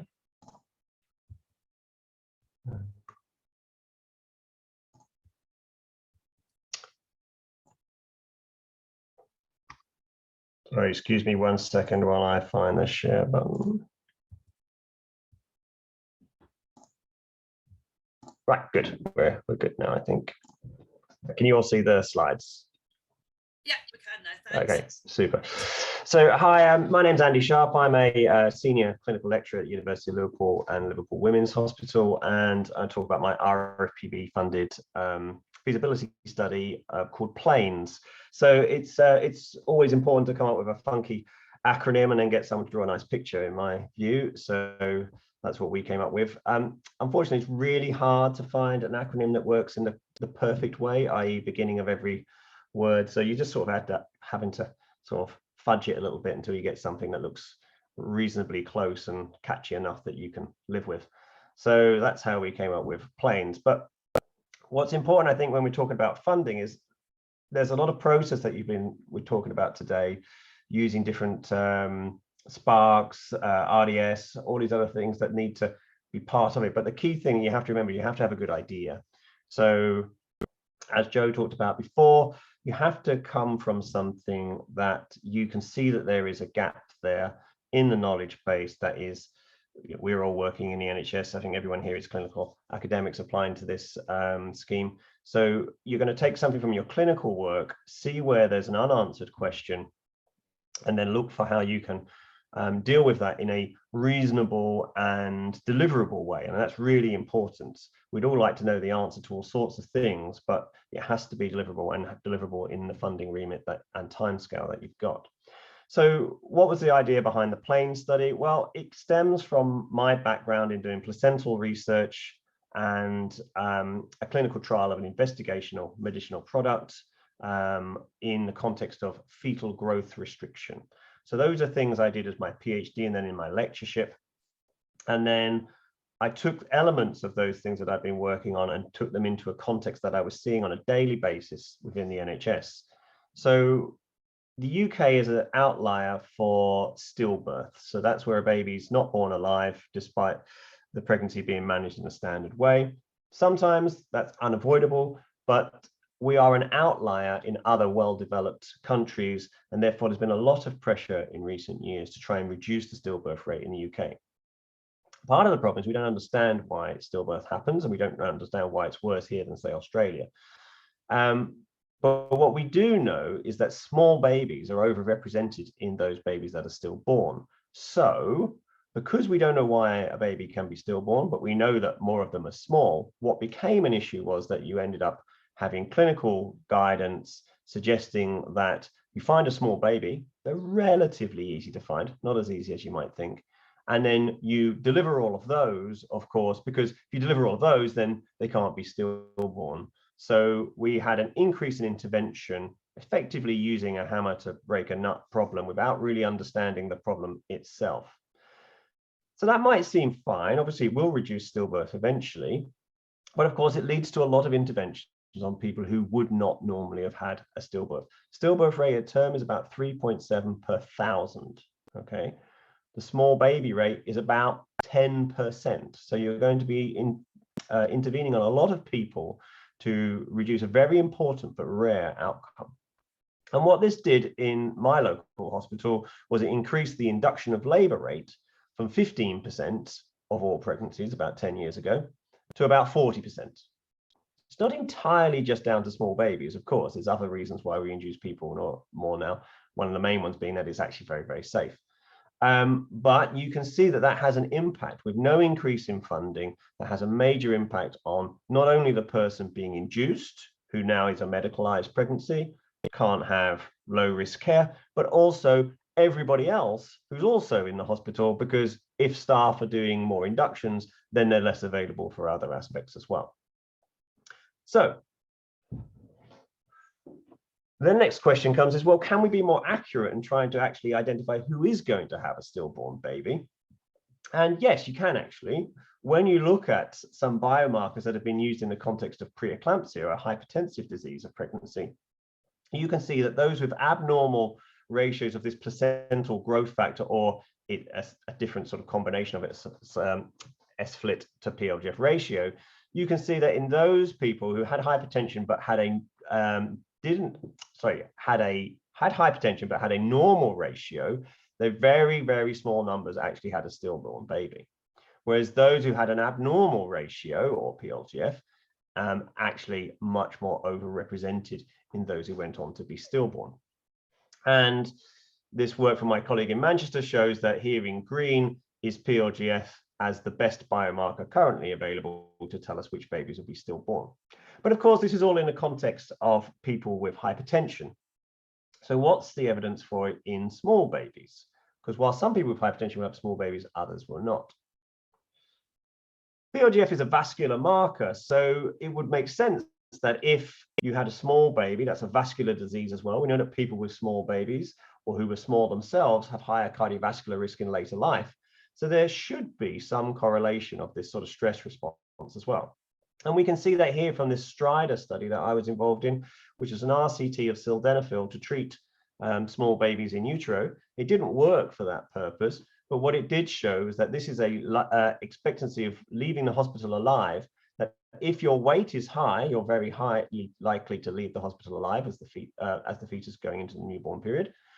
But you can see that that is modified not only by the weight, but also by how abnormal, going to the right, your ratio is. So if you've got a very, very small baby, periviable baby, 400 to 500 grams, if your ratio is normal, your chances of survival and leaving hospital are incredibly good. Whereas if your ratio is also abnormal on background of you being very, very small, then your chances of leaving the hospital alive are actually much, much lower. So this is the premise for why we might think that we could more accurately identify those babies that are being stillborn.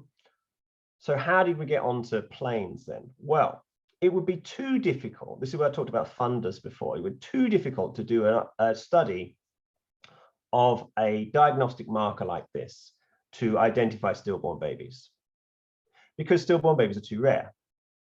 So what I thought was, let's not look at trying to identify stillborn babies as such, but try to deal with the actual issue that affects every single hospital across the country, which is over-intervention. So we took the view that using this ratio that we know should be associated with stillbirth, if we use that to add into our small baby, or SGA it's called, management, will that reduce interventions but maintain safety, knowing that the safety is very likely to be good because the stillbirth rate is actually quite low.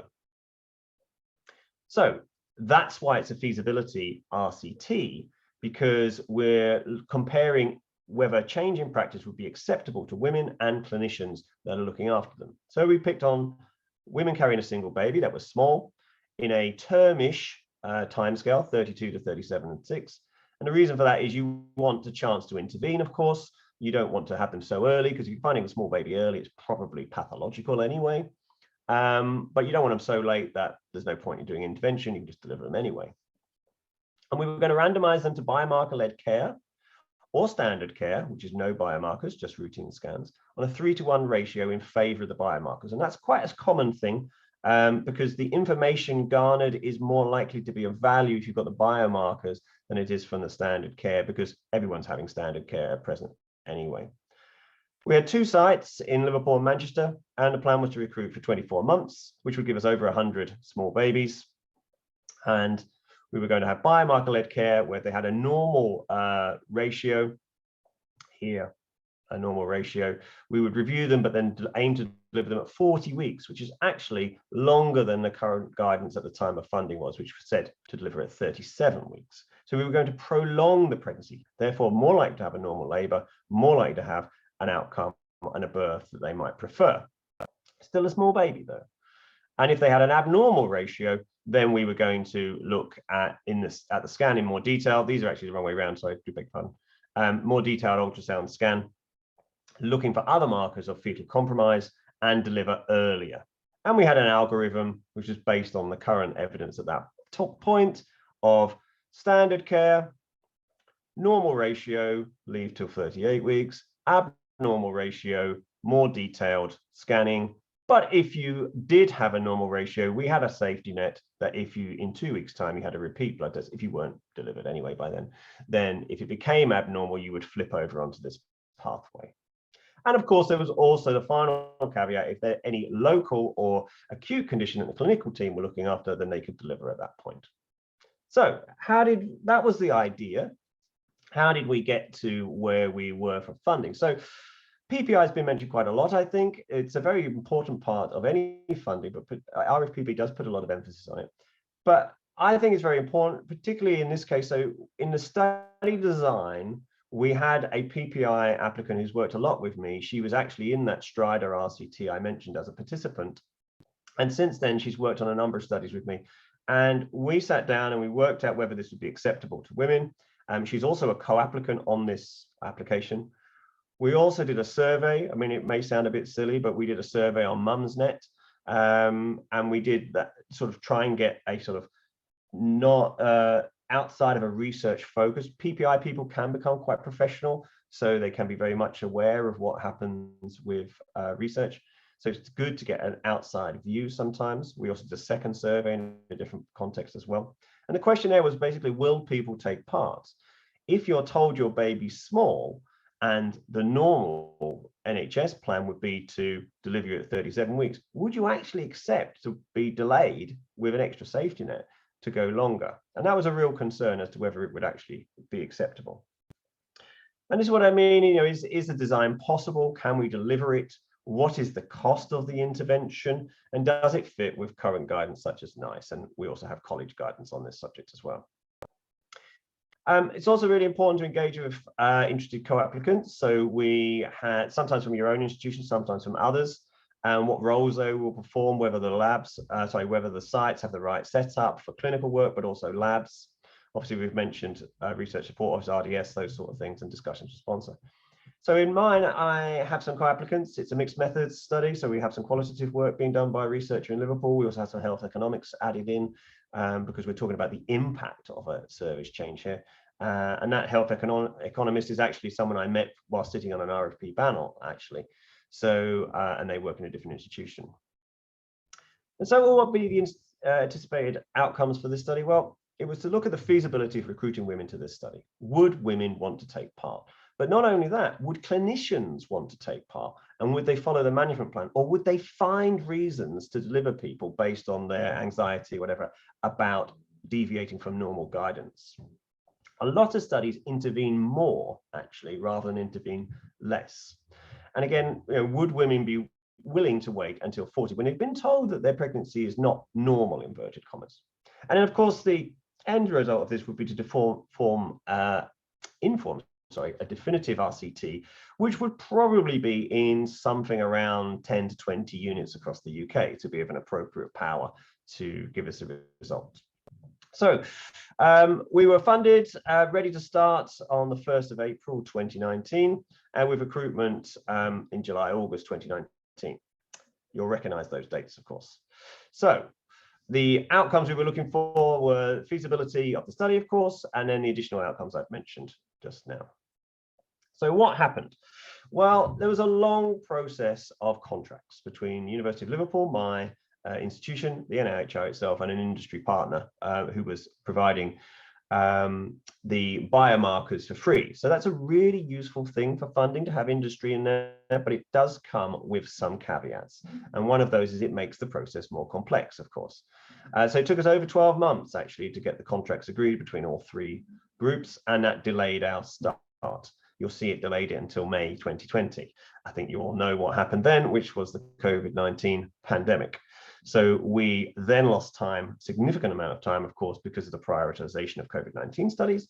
And then even when the NHR was building back up again, we had staff issues due to staff having been redeployed, but not yet available to come back onto my study. And then we had some changes in national guidance as well in the interim. And that's something to bear in mind, whether you need to adapt or not. Thankfully, we didn't. They did change, but not so much that they actually impacted upon us. And then we were able to open to recruit in April this year, 2022. So you'll notice that's almost at the end of our funding period. So this is not to be negative or anything like that. It's just to say that some of these problems can be predicted. A good study design will be robust. Yes, national guidance changed, but actually we haven't had to change our protocol because of that. And with good communication with your sponsor and with your funder, you can manage all of these things. Okay, thank you very much. That's all I wanted to say on my side. Thanks, Andrew. That's really interesting. And we'll move on now to Dr. Janine Winterbottom, who's going to give an overview of her RFPB project.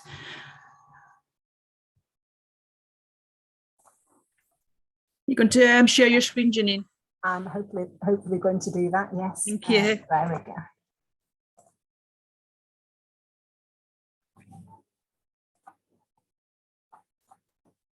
That's great, we can see that now.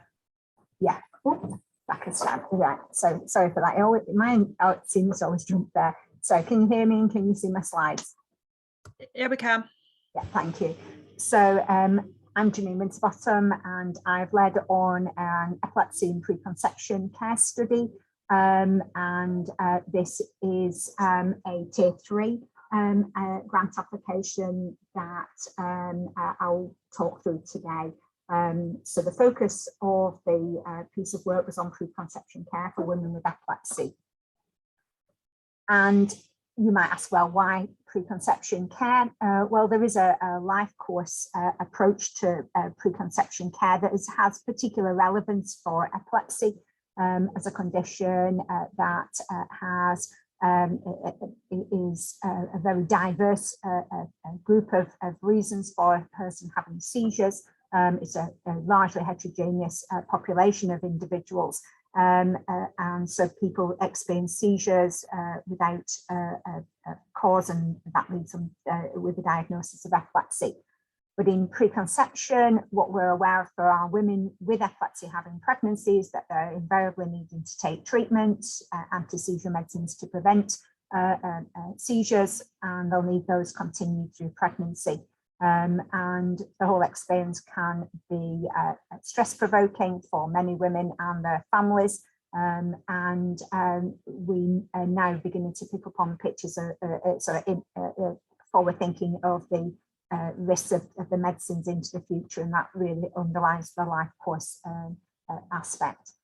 But the background to the study really came on the background of several publications, and the most obvious there was the Embrace report, the confidential inquiry into maternal deaths.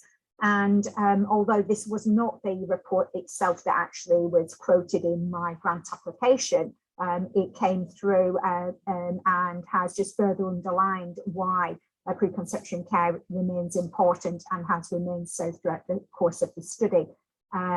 We now have sudden unexpected death rates tripling in the last triennial report, and few of these women had received preconception care. In previous confidential inquiries, preconception care was identified as a mechanism of prevention.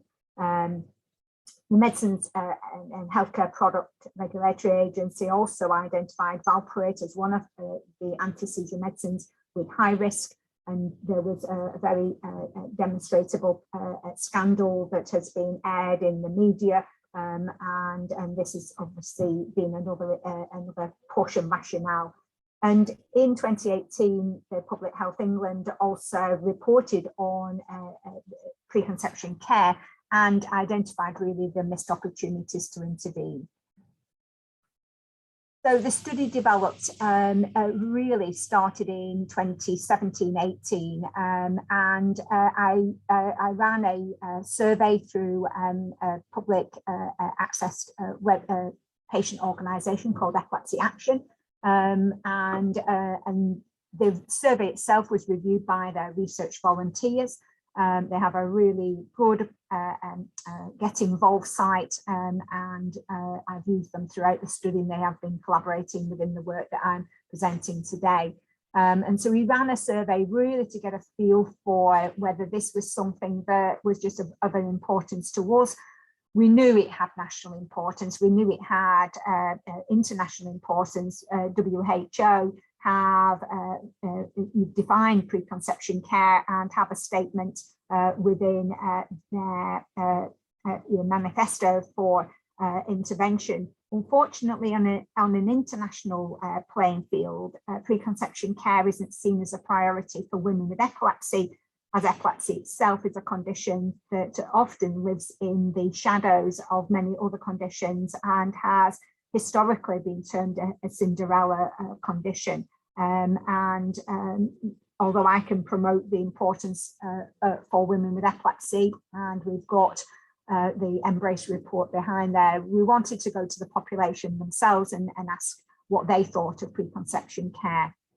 And it was a small survey completed by only 64 people, but there was a sizable number of those that were women with epilepsy. Health professionals also took part, and there were themes that emerged. And we also saw some trends that preconception care was maybe a bit of a struggle to get to, even if you could find a service. And there were knowledge deficits which were seen as barriers. It did offer us an opportunity, though, to recruit a patient co-researcher. And Miss Emily Lloyd, she joined our team roughly at this stage, and she worked with me on the build-up of the project. She's named on the application, and she actually sat in the ethics committee to get the study through, as well as contributing. She has a background herself as a woman with epilepsy. She's within her childbearing years and has direct relevance to the project and had a clear insight. She was also very useful in certainly our PPI work and throughout the study in having access to social media. So there is a website, believe it or not, called Epilepsy Sucks, and it is a patient accessed only site. As a clinician, I couldn't even post anything on that site. They have very clear restriction, but Emily could walk into the site and get access to those individuals. And obviously she was somewhat restricted when she said what she'd like to post, but they gave her some permissions, and it allowed us to reach out to a group that were clearly either unlikely to be engaging with their health clinicians or maybe of a clear viewpoint. So our public involvement work, we applied for the Northwest Public Involvement Fund, and we were granted some monies to run some focus groups, and these were further to give weight to the project as we were building the proposal, and we ran 2 face-to-face events, and Epilepsy Action helped us recruit along with our trust. And we got 20 individuals to attend. And what was interesting here is that I had people from the southwest of England, somebody from London travelled all the way up towards the event was held in Liverpool, where we're based, and we had a free room. But the fund allowed us to recompense all of the transport costs for everyone taking part. And it also gave us an opportunity to review the study itself, the proposal of the study, and the ways that we were intending to research. We built a team, as everyone's mentioned, and as I say, Emily is our co-researcher. Within the grant stream, Kieran Gelinu was added, as it was felt we had inadvertently missed an obstetrician off our study team, and Kieran joined us from the Liverpool Women's Hospital. The purposes and aims, it's a mixed method Delphi study with consensus meeting, and it aims to answer the research question of why women with epilepsy aged 16 to 50 years what are the essential elements of preconception care that would improve the outcomes along a preconception care pathway. And we aim to identify those essential items, identify stages along the pathway in which they could be delivered, and gain an understanding of what the outcomes of importance might be for women with epilepsy. As I said, it's a multi-stakeholder Delphi, and it was to gain consensus on the content of care. And we had 4 steps to the study. I am just having completed step 4. Our consensus meeting was held last Wednesday. Well, I started with a literature review, and I have a Cochrane systematic protocol currently in process of being completed for publication. We involved our patient and public involvement. We went on into step 2 into the study proper, and I held interviews and focus groups, and as I say, where I am now. The collaboration with patient organisations was vital throughout the study, and it really helped meet some of the challenges in recruitment.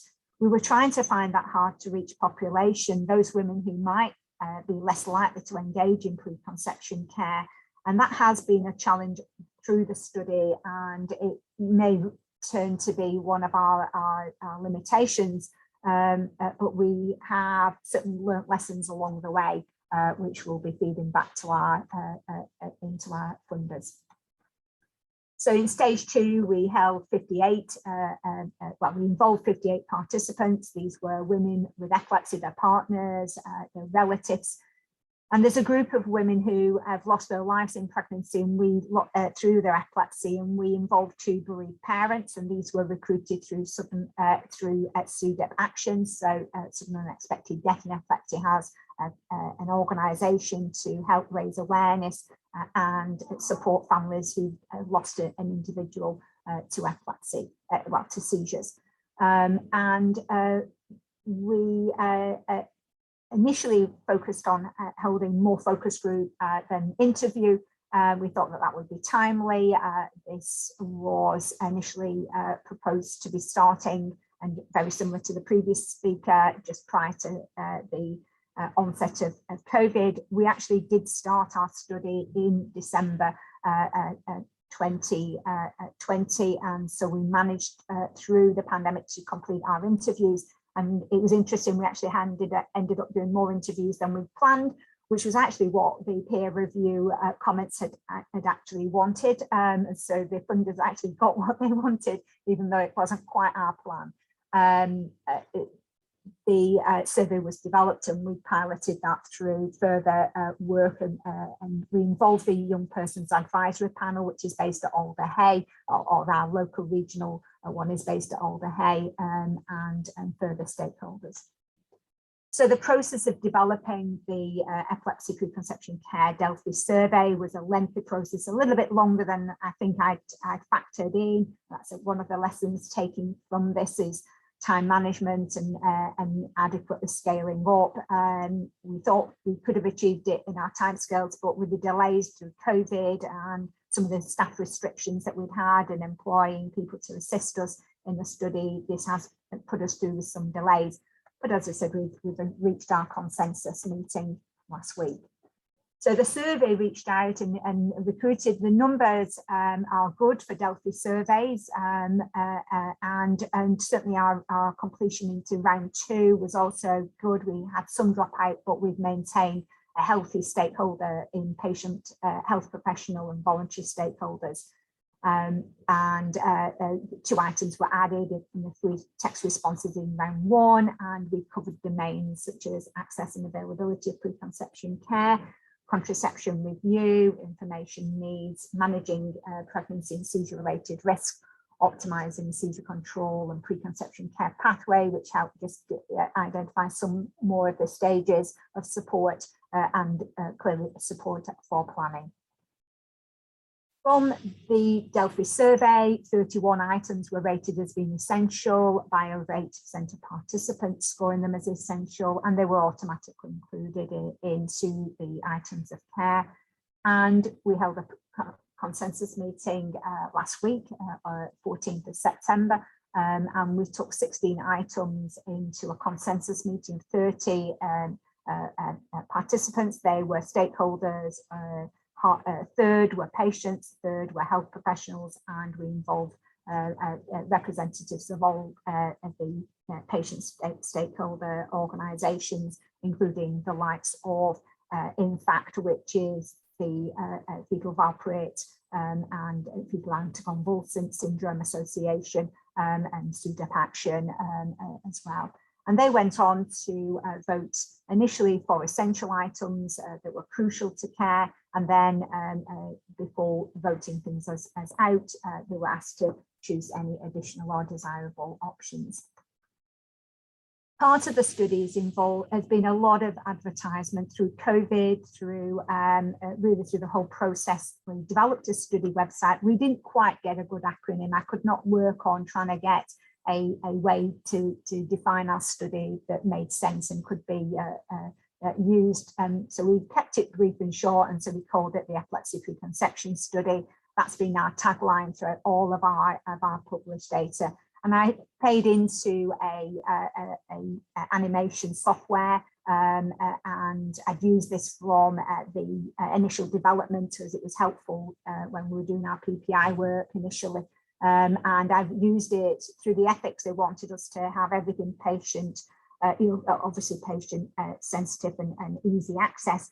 And they agreed that the animation software was particularly serviced for that, and agreed for me to update and keep updates online on our website, which I've done throughout the study. And we do believe it's helped. We've used them through our Twitter and our Facebook sites and LinkedIn as well. So as I said, we've got collaboration through the organisations to assist us, and particularly to reach that hard to reach groups. So some of the lessons I've learned, really the importance of patient and public involvement, and that was really why we chose, through the advice, through the research design service, to put our initial application into the RFPB. We chose tier 3 because we could see that we had further work in developing an intervention. This is a complex intervention, and some of the other talks on feasibility trials are where we will be heading next in terms of moving forward. I think the importance from my side of it was to probably get advice on assessing the study costs. We have used our resources effectively. We have struggled at times. Time management has been difficult. Finding support staff along the way for our study has been difficult, and those, I think a lot of it was linked to COVID and really the ripple effect, even within trying to put forward into pick sites this year for our Delphi manager, so Delphi recruitment.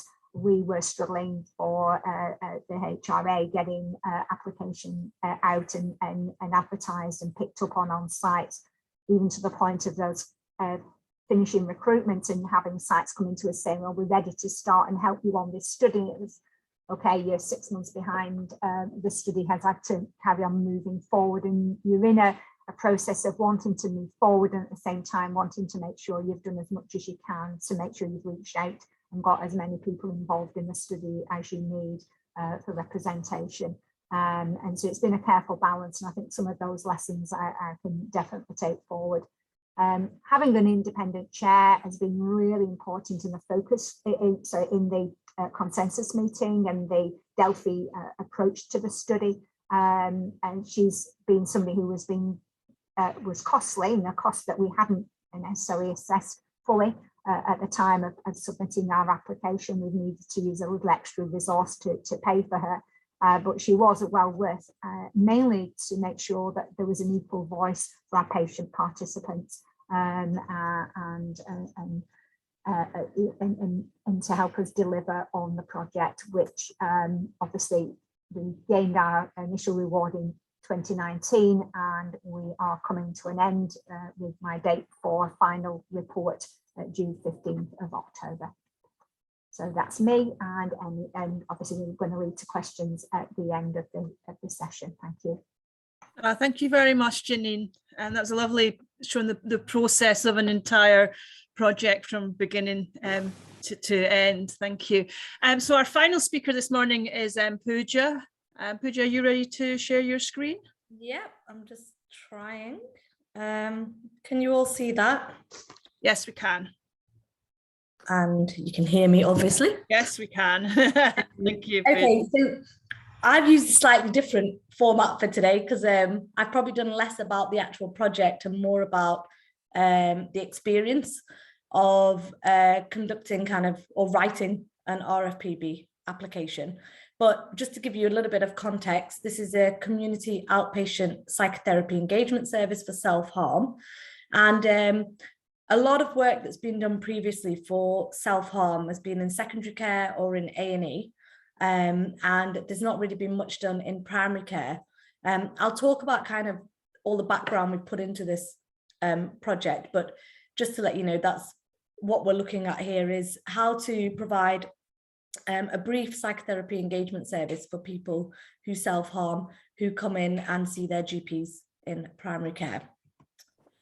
So what I wanted to discuss is I think it's really difficult sometimes how to begin an application, and then the process for completing the application, where I will talk more about this project, and also how to deal with the rejections that we all regularly get, I think, and building on our previous applications, and just a few of my tips that I think have worked for our team. So beginning, I think it's really important to look at the review submission dates and kind of work backwards. Download their application forms that are available to you online, so that you can really have a look at what's needed for that application. I think being realistic about how much you can do in the deadlines that are available to you. One thing that's great about Research for Patient Benefit is they do have a few calls per year. So when we originally started this application, we proposed to go for, I remember it was, I think, a July date. And then we decided nearer the time that actually, you know what, we're not going to be ready in time. We're not going to have as much data collection as we want to feed into why this is important. So we moved our date to the November submission date. And I think it really helped make a better application. I think thinking about the team, we've seen some amazing teams, I think, today in the talks, and the vast array of people you might need to be involved. And I'll show our team soon. But I think having some time to think about who's important to this project, and what will they bring as well, their expertise.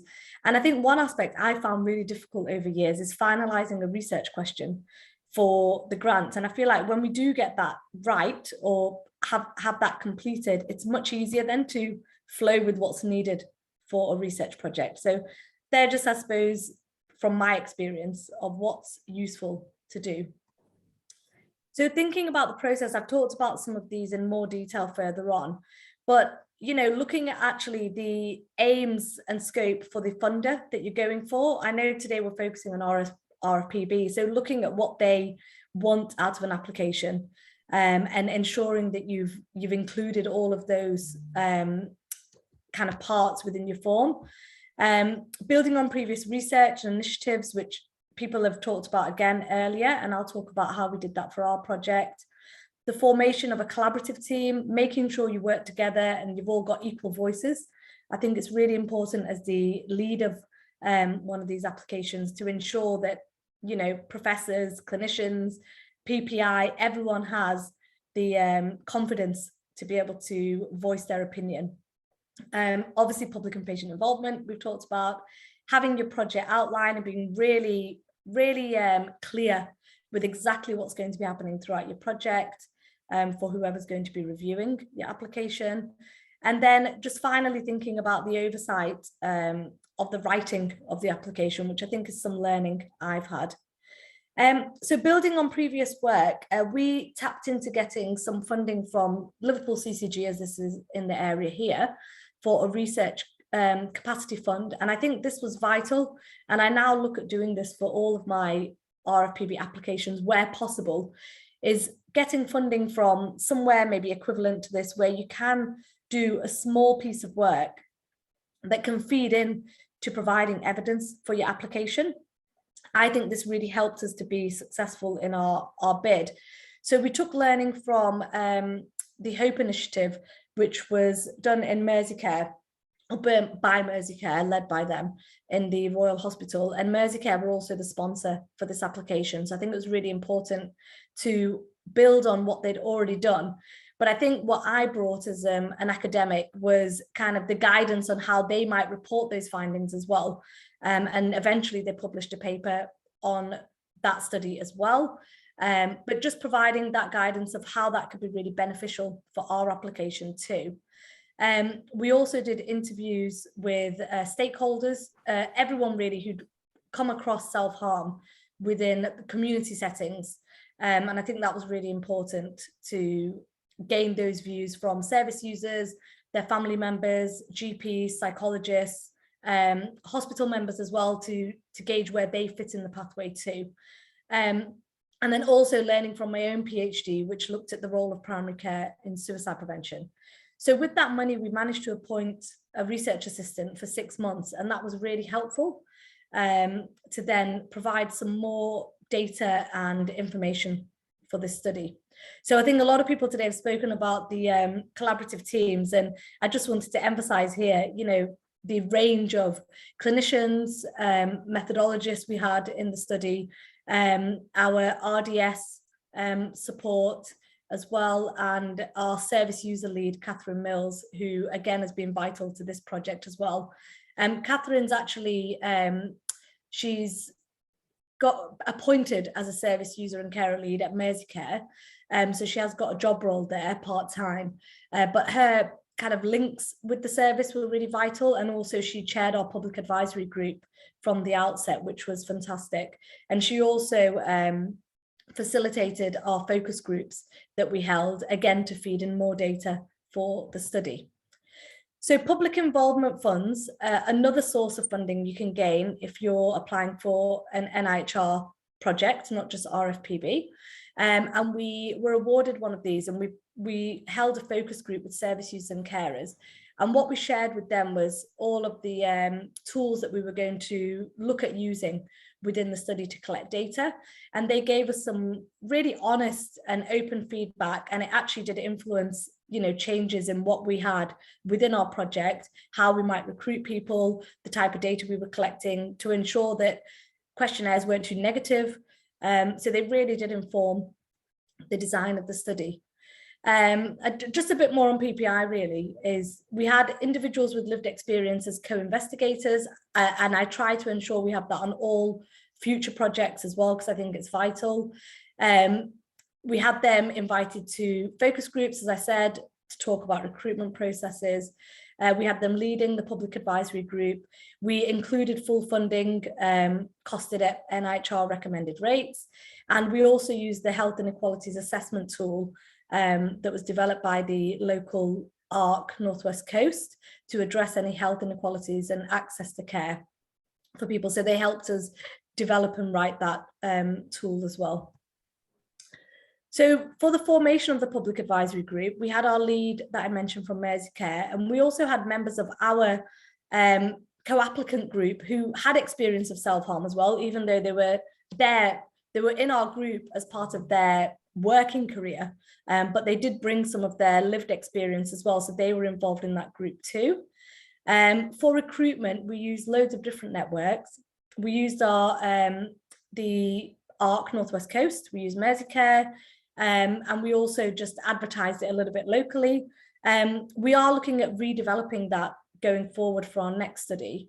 And I think one thing we've reflected on is actually not necessarily having to have the same 6 members or however many members all the way through a trial, because it is actually a long time for people to be part of a study, but actually to have it open for maybe more people to be involved, but to be involved at different stages of a trial. They've been involved in all the co-production of the work, of how the group should run, how it should be set up, and also in a lot of the dissemination for our work that's now coming out. And they wanted to be part of a focus group themselves to give their own feedback of their experience of being part of this trial that could then inform the main efficacy trial. And one of the things that really came back was how positive they felt with their involvement, and also the fact that we should have younger people involved as well, because we actually had a lot more younger people recruited within the study as participants than anticipated. So, you know, having support from our local colleagues, Liverpool Health Partners, Spark, looking at other successful applications, we did that, and I think that really helped. Meeting people who've already got successful grants, which I think this is part of what we're doing today, but that was really helpful. I think having regular meetings with your team, even when writing the application, was really good. And as I mentioned before, downloading their Word application so that you can easily send round versions to each other. I think oversight of the project, we've had a trial steering group committee, and we had a kind of an external person as well as a collaborator, which was really helpful to have their view. And obviously they weren't part of the day-to-day running of the project, but we had someone involved who's also really informing policy within the UK for self-harm. So I think that was really helpful to us as well, about thinking what might go on from this project. You know, ensuring these meetings are all regular. Even if everyone can't make all the meetings, I think it's been really helpful to us to have those contacts with everyone, to be able to ask questions or to share how the project's going. And again, I think it's important to have that level of organisation with public advisory groups as well. And they actually asked to have more meetings, so we've had more with them over the years. I think with writing the NIHR application, you know, one thing I learned was delegating sections of the application to your colleagues and the people with those expertise and skills. That was really helpful. And then I obviously put it all together for everybody, but, you know, having those mini meetings with everyone else with their specific expertise, like for sample size calculations or qualitative research, depending on who had that feedback, or for PPI. So I think really make use of that, and for a chief investigator not to get overwhelmed, to use the skills of your team. Give enough time for feedback, which is something that I know Spark mentioned earlier, and begin your processes at your universities early, or your organisation. So for me, it was a university. Dealing with funding application rejections, I think we've all probably had it, and we were rejected for this project first time, even though we had put in that extra time and we had put in the extra work. You know, give yourself a little bit of time to be sad about it, because a lot of work goes into this, and I think that's fair enough. And then also get back together and reflect and plan and act on what's been said in your feedback. Hopefully they give feedback. And that's what we did, and we submitted the application 6 months after our rejection, and we'd even got to stage 2 the first time, so it was really horrible. So but we did get funded the next time. So, you know, build on what the reviewer feedback is, because usually it actually makes the application better. And if you don't agree with something, I think it's fine to say that, but give your reasons why. And then tips for success, just to finish, I think, you know, planning ahead, being organized, checking your research infrastructure within your organization, I think is really important, because if they can't support your application, that can be really problematic post-award as well. So I think ensuring you've got all that in place in the beginning, and contracting, that there's so much more that goes into it than I realized initially. So I try and plan that much further in advance now for other applications. Like I said before, having the appropriate expertise and skill mix. Sometimes you might have to drop some people because you haven't got the right skills in your team, and that can be really difficult. But I think just making sure you do have the right team to conduct the work, gaining support via our external partners, and not taking things personally if you do get rejections as well, I think is really important.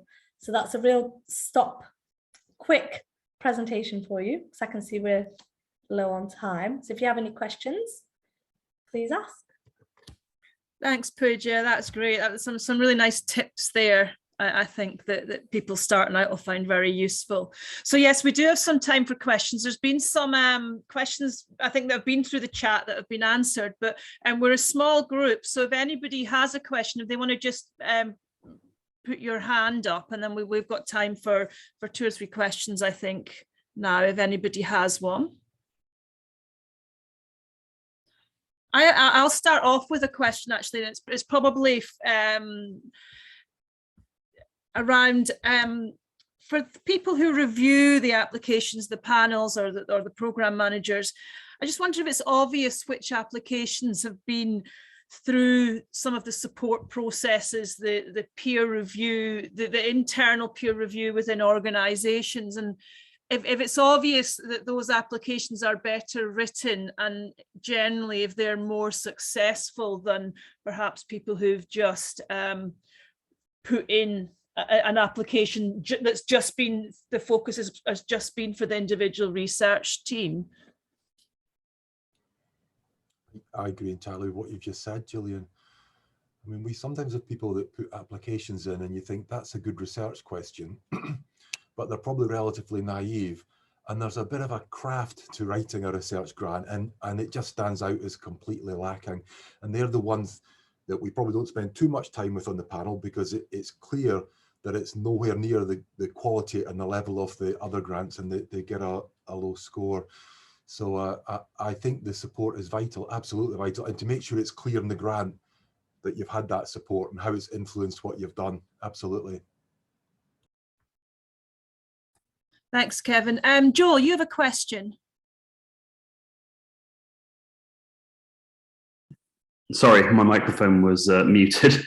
I'll come on the screen for what it's worth. I guess it's sort of, perhaps it's two questions. The first one really relates to, I'm going to run a study, or I'm wanting to run a study that is going to have some difficult ethical issues, and those are not all necessarily fully worked out. And obviously you'll normally go to your ethics panel after you've been to your grant writing.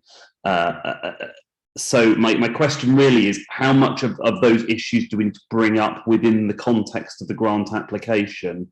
And can it be that if you like, some of the tweaking and fine tuning of that particular issue is not sorted at the time of the grant opening? The specific reason is I'm going to be doing a study in very sick patients for whom some will have the capacity to consent and some won't have the capacity to consent. So you know, it's fairly easy if none of your patients can consent, because you can make a clear case for that, but we're going to have a bit of a mixed bag, and it's going to need some discussion with the ethics committee about how to do that appropriately. But obviously that's a stage that comes after the grant, if that makes sense. Well, if I can go first, I think I would be upfront about it in the grant, Joel, because if you don't mention it, the reviewers in the panel will probably think of the same question, and they will think you haven't considered this point. So I would be upfront about it. Every time we fund a grant, there's an element of risk, because not every research project is successful. So we have to weigh up what the risks are.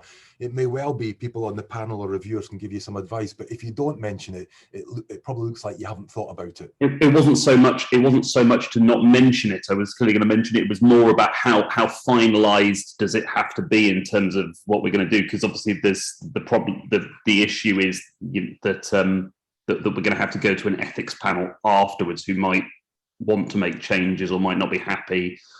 Yeah, well, the RFPB consider changes. I mean, it happens from time to time in research that you start in one direction and something like COVID or whatever comes along and you have to make changes. You have to submit reports.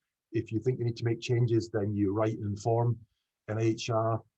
Someone like me as a chair would look at the changes and think, well, that's reasonable or it's not reasonable. But I mean, these things happen fairly regularly. So throughout my week or each month, I would get a number of inquiries that come from Charlie asking me about these exact points. Okay. And then I guess my second question was in terms of, well, it comes from the same problem, that I want to run a randomized controlled trial in a very sick population of patients. And we've been to research design service and various things and had conversations about, actually we probably need to do it in sort of 2 or 3 phases with feasibility and things. And in terms of when we come to write the application, because we'll probably be coming for a sort of feasibility study about whether it's feasible to be able to randomize these patients or not in a smaller number of centers first. can we sort of lay it out? We need to lay it out with the whole strategy of how the whole research project, which will probably take 5 or 7 years to get to the end with a final RCT. Is that a reasonable way to write it with a sort of full explanation? Yeah, I would expect to see the full pathway, Joel.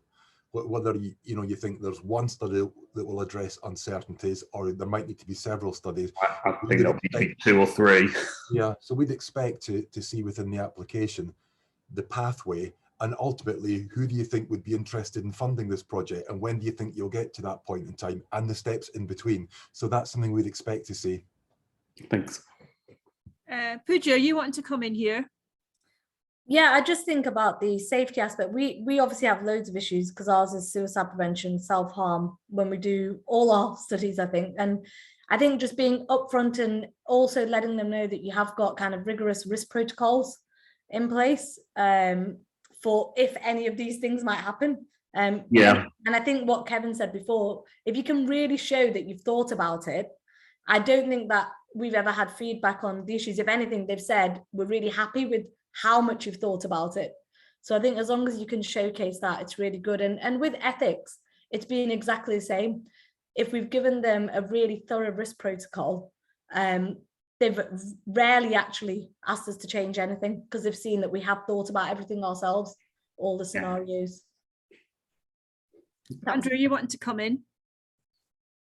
Yeah, just another little thing on the difficulty you're facing there, Joel. I agree with everybody else. You've got to own this as a factor and say, this is what it is, and the population is important because of the reasons that you've got, and you can't split it. But what you can do is perhaps try and build it into your design, actually. So if you've got 2 different populations who would be recruited in different way with implied consent and with actual consent, then if that's not been done before, then make that a strength of your application, because when you come to do your final RCT, you may well find that actually only one of those 2 populations recruited properly, and therefore you may not actually want to include one of these 2 groups. I don't know how it will be. So you can spin that in a different way to make it seem like this is a great opportunity to fund it in this way, because no one else is going to do it. People are only going to pick the one type of group because it's easy. So you've got options there, I think. Thanks.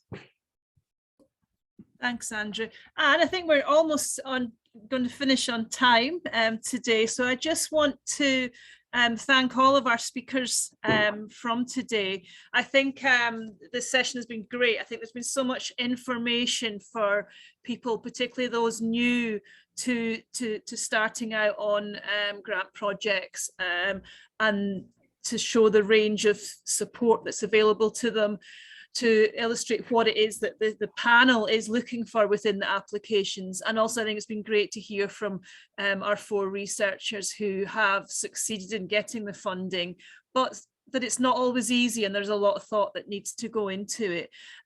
As I think Charlie and Mark have said, they've given contact details for anybody who has questions that haven't been answered today, or perhaps more specific questions around their own application, and obviously the Spark team at LHP for those member organisations. So thank you everybody for coming. I hope it's been useful.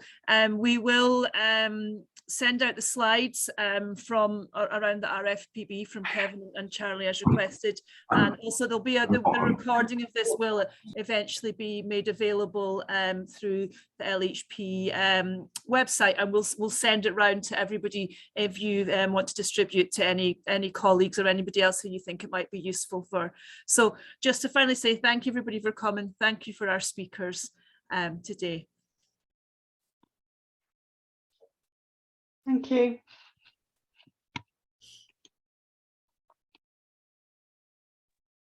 Yeah.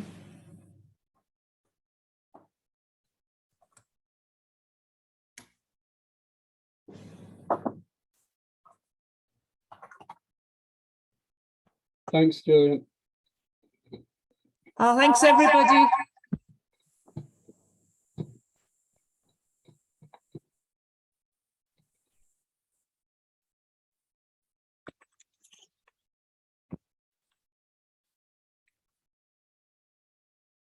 Julian, is that these one-to-ones? Am I staying for them? I think